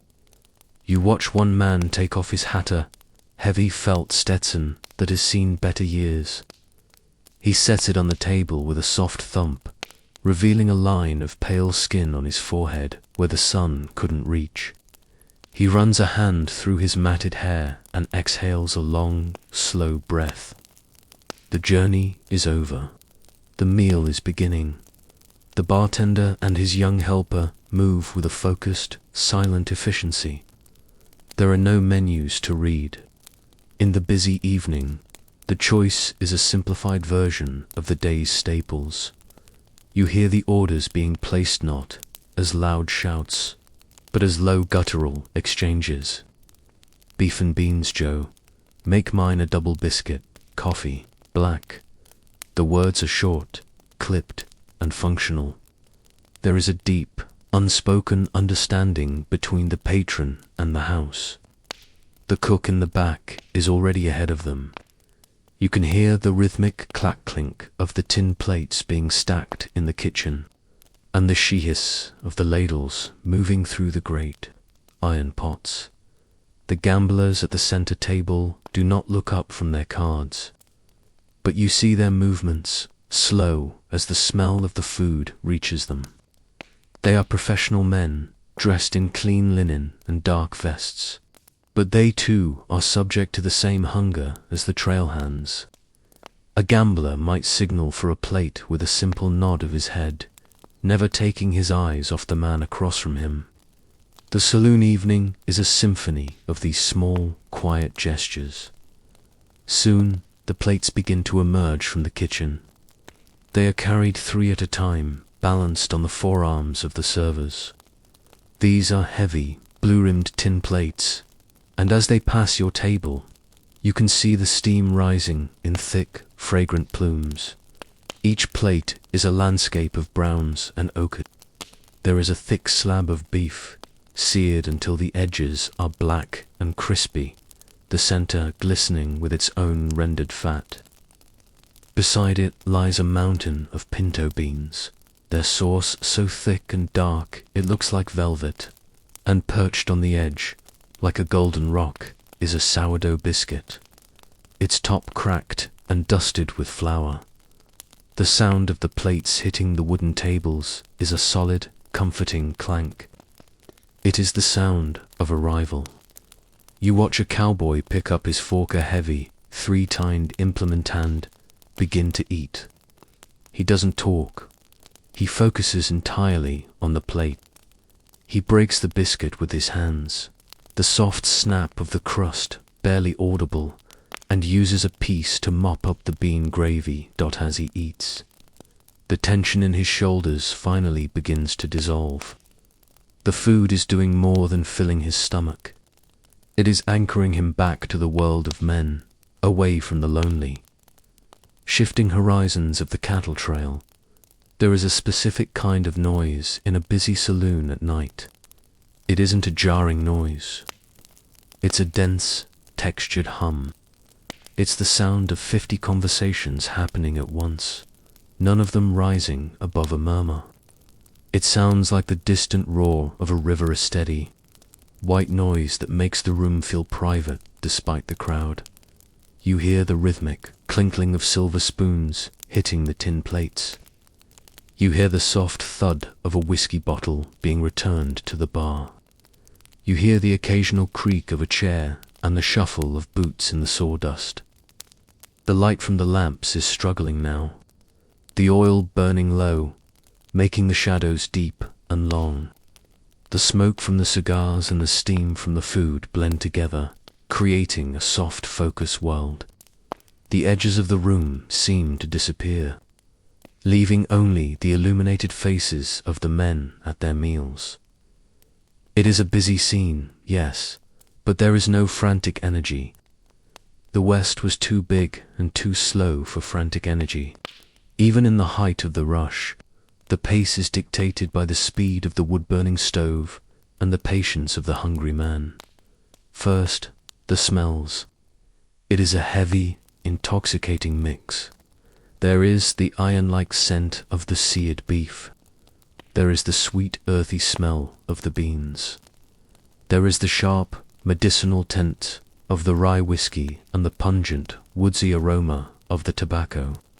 Beneath it all is the smell of the room itself, the cedar walls, the damp sawdust, and the faint, metallic scent of the kerosene lamps. Then the textures. You can almost feel the warmth radiating from the large iron stove in the center of the room. You can feel the slight vibration in the floorboards as the bartender moves behind the counter. You feel the coolness of the glass in your hand and the solid, unyielding weight of the oak table. The light is a character of its own. It is a thick, golden light that doesn't so much illuminate as it does coat the room. It catches the brass rail of the bar, the silver of the mirror, and the grease on the lips of the men as they eat. It is a slow, pulsing light that encourages the eyes to half-dash close. In the midst of the cowboys and the locals, you see the travelers. They are easy to spot. They wear suits that are a bit too clean, and they look around the room with wide, curious eyes. They are the people of the East, the people of the railroad and the city. A traveler sits at a small table, a plate of stew before him. He eats with a silver fork he brought from his own kit, his movements small and precise. He is overwhelmed by the scale of the room, by the sheer, unvarnished reality of the food. But as he eats, you see him begin to relax. He catches the eye of a miner at the next table, and the miner gives him a slow, silent nod. In the saloon, the differences between men are softened by the shared experience of the meal. The traveler, the gambler, and the trailhand are all equal in the eyes of the cook. They are all just hungry souls seeking a moment of stillness in a wild land.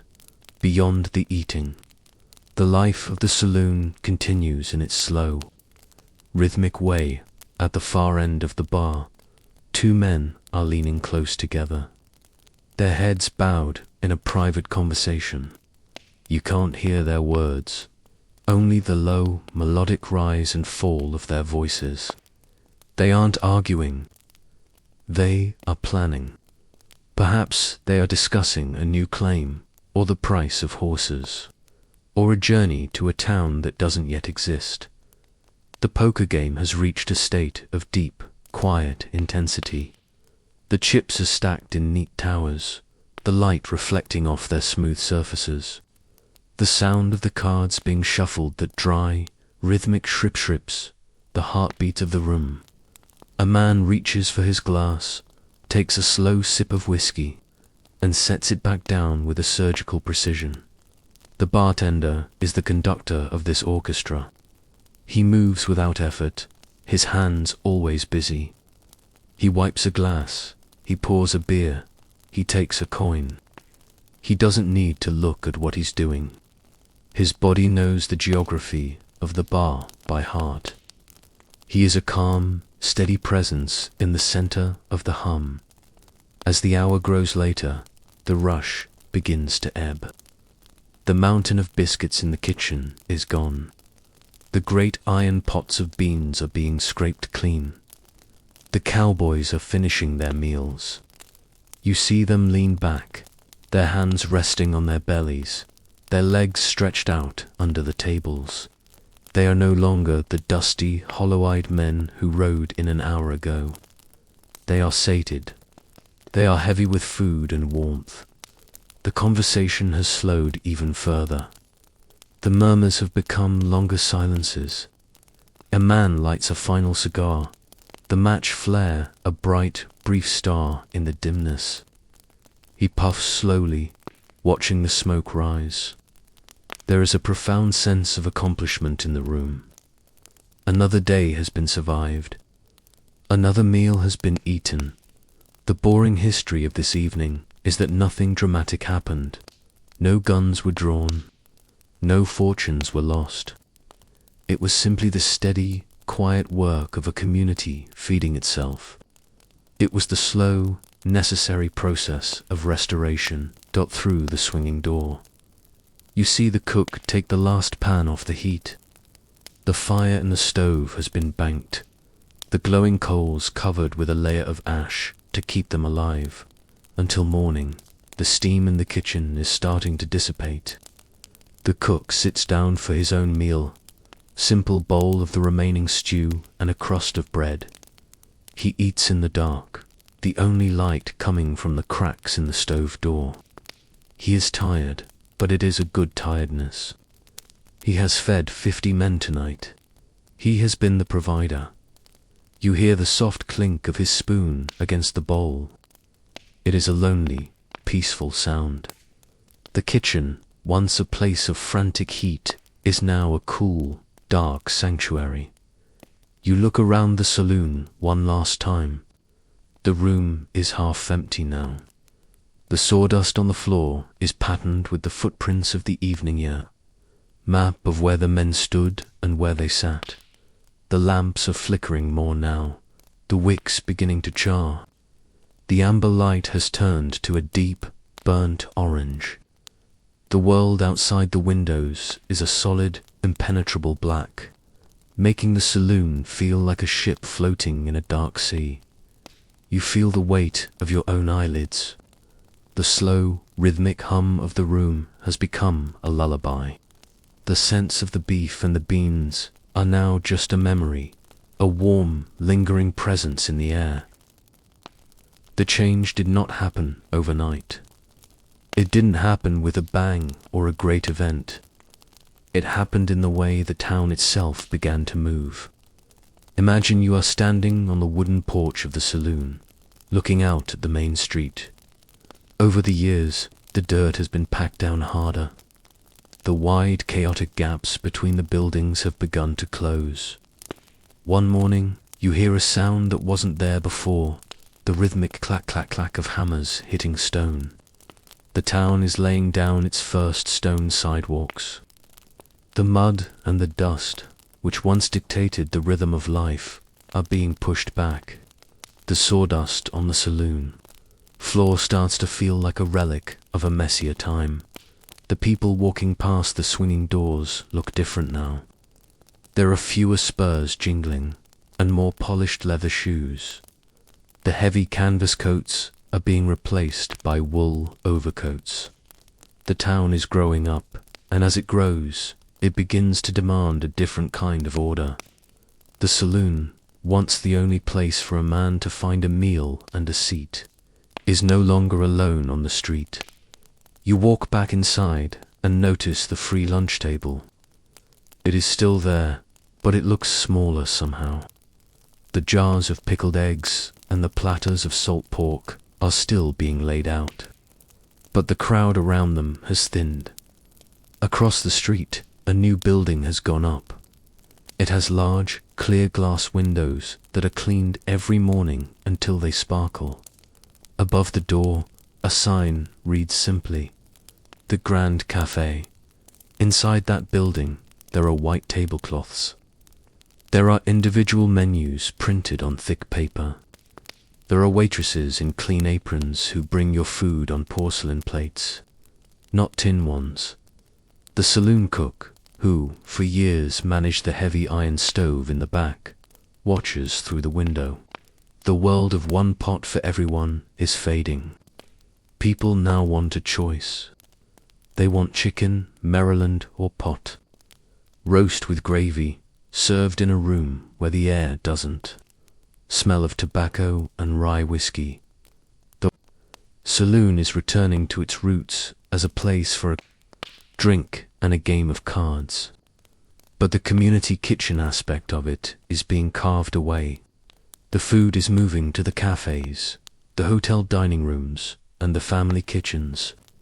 The era of the square meal for a nickel is slowly, quietly being replaced by the era of the restaurant.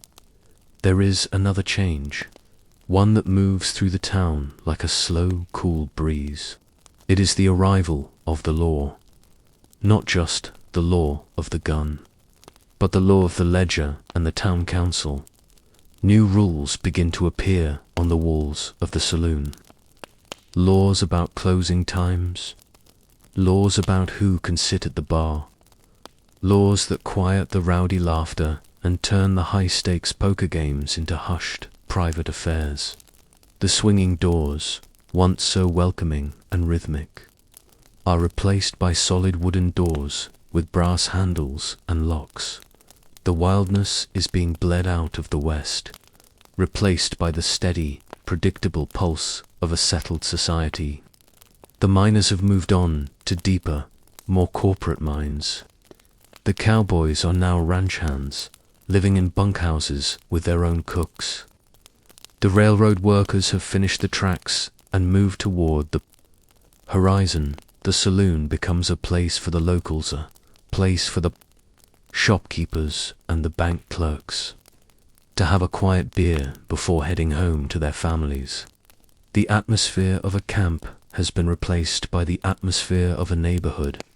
The energy is lower, the voices are softer, and the shadows are more permanent. Even the kitchen is changing.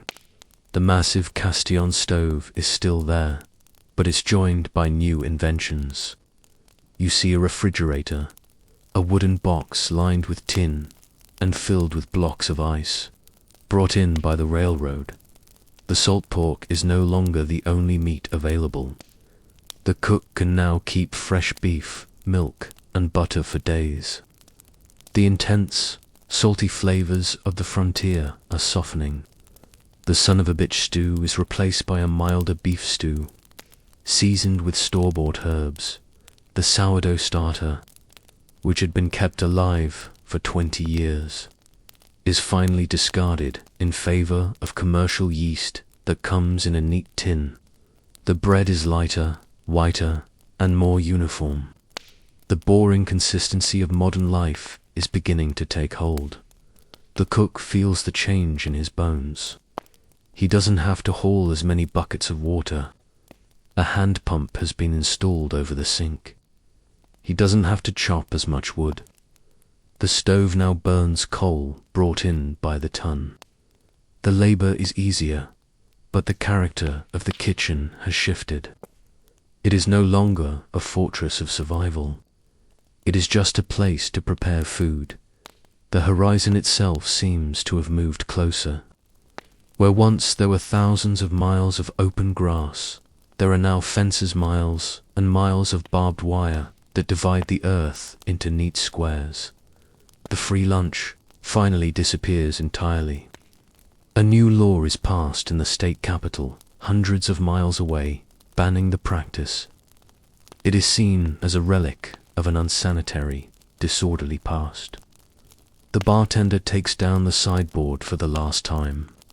He wipes the mahogany bar where the platters used to sit, and the wood looks strangely naked without the jars of pickles and the stacks of crackers. The saloon is becoming a bar or a tavern. It is a place of business, not a home away from home. The travelers who arrive on the train don't look for the saloon first. They look for the hotel.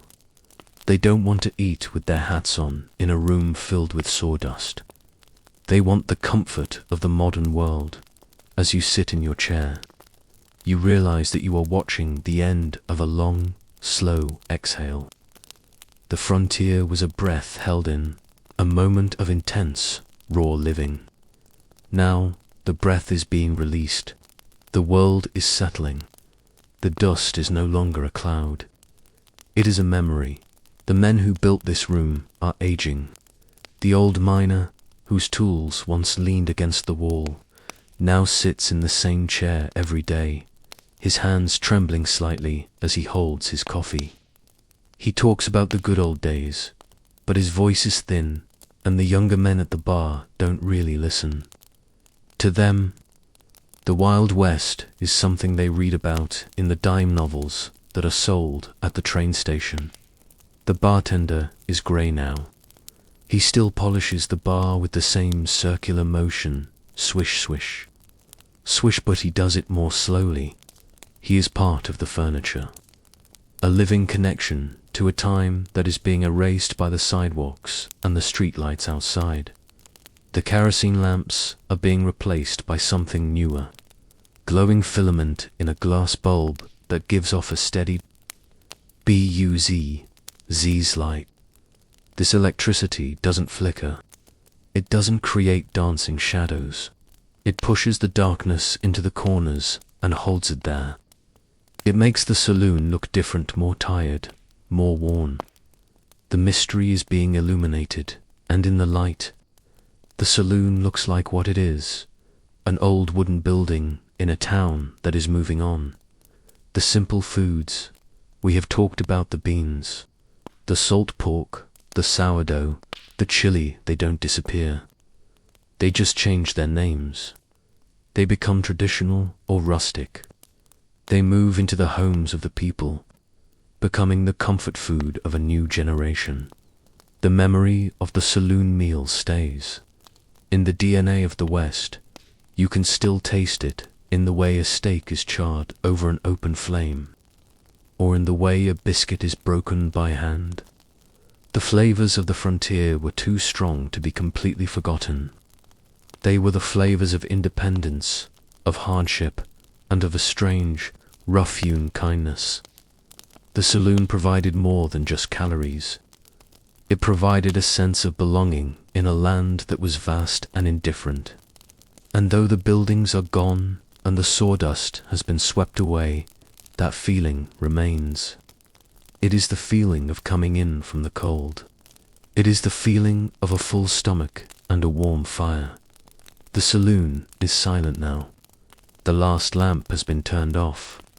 The only light comes from the moon, casting a pale, silver glow across the floorboards. The shadows of the chairs are long and still. You are the last person in the room.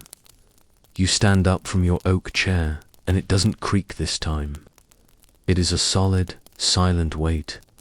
You walk toward the door, your boots making a soft, muffled sound. You look back at the bar. The mahogany is dark and deep, holding the reflections of 1,000 nights. You can almost hear the ghost of a spurs jingle, the faint clink of a glass, the low murmur of a cowboy talking about the trail. But it is just the wind whispering through the cracks in the timber. The saloon is a museum of a time that has passed. It is a peaceful place, a place that has done its work and is now ready for sleep. The town outside is quiet. The street lights are glowing. The frontier is a dream. You push the heavy wooden doors open and step out onto the stone sidewalk. The air is cold and sweet, smelling of the desert and the stars.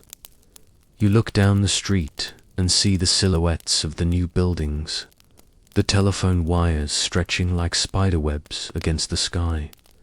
The Wild West is gone, but it isn't lost. It is tucked away in the quiet corners of the night. It is in the way the moon hits the dusty road. It is in the heavy, satisfied feeling you carry in your chest after a long day. You turn and walk toward your home. Your footsteps steady and rhythmic on the stone.